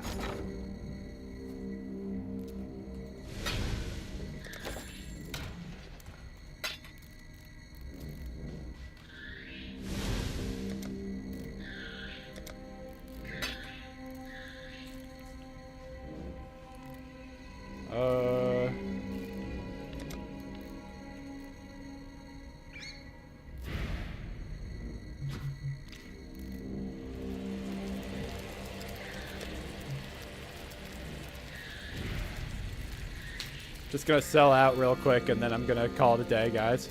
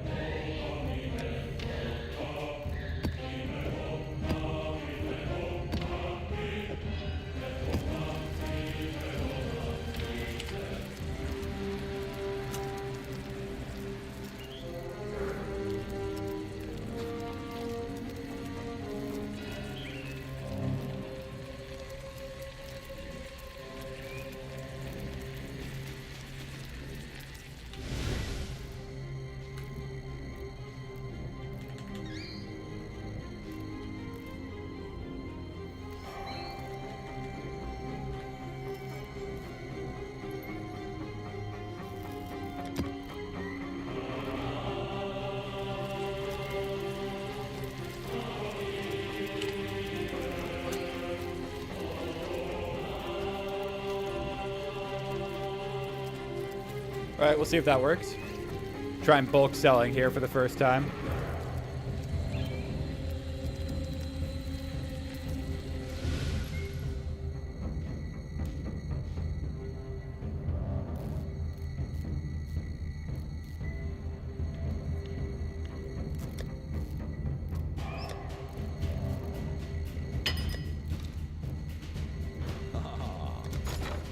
Nice, I got it for 500 just by waiting.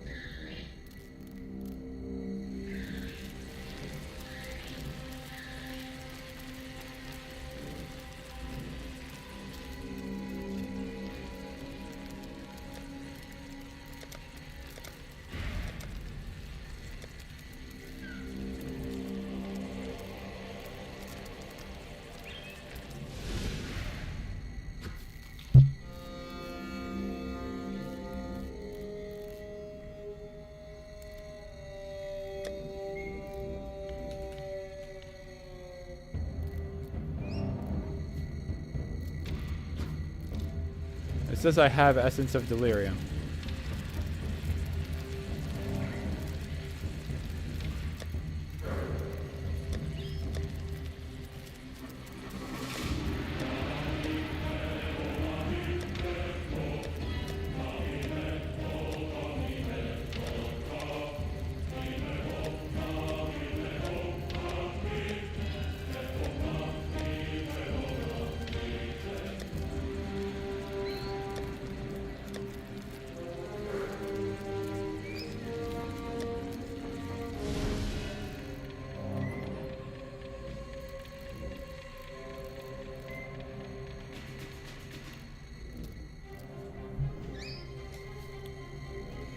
Alright, well, I can't find it. It is what it is.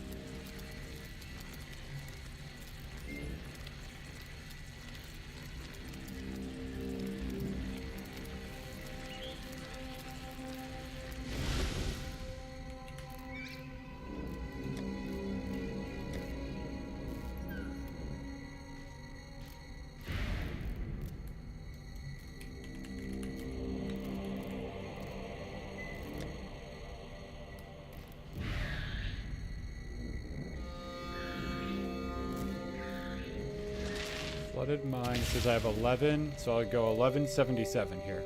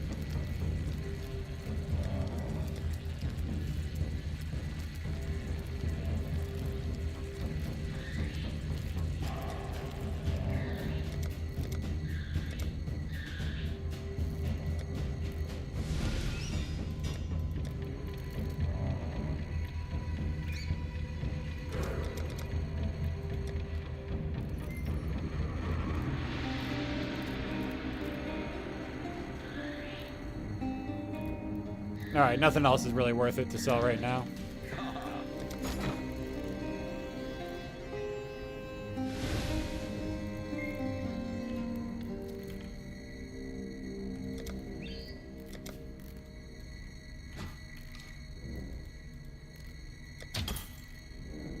Damn, these ancient orbs went down. These were 8 chaos a pop earlier. I guess everybody's farming Harbinger Beyond, right?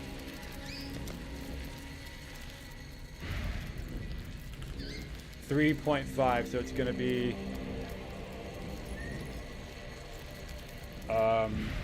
68. So 68 times 3 is 120 plus 24. No. 68 times. What am I doing? 28 times 3. It's going to be 60 plus 24. 84. 0.5, add 14 onto it, 98.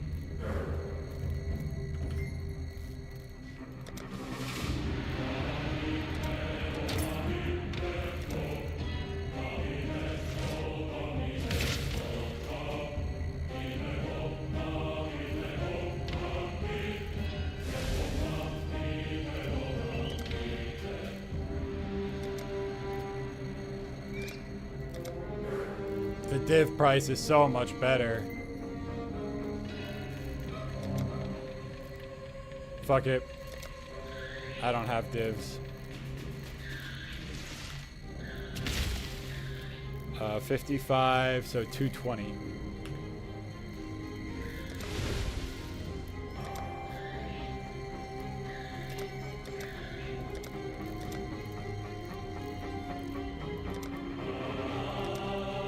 Whoops.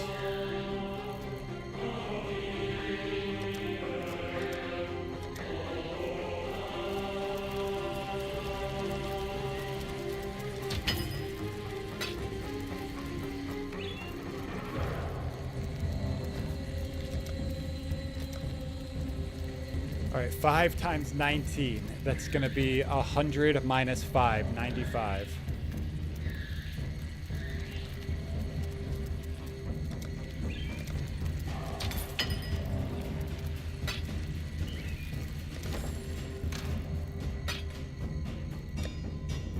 Okay.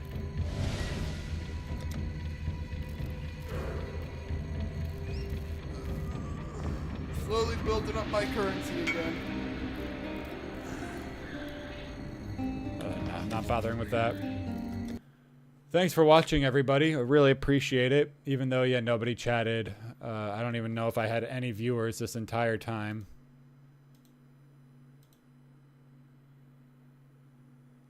But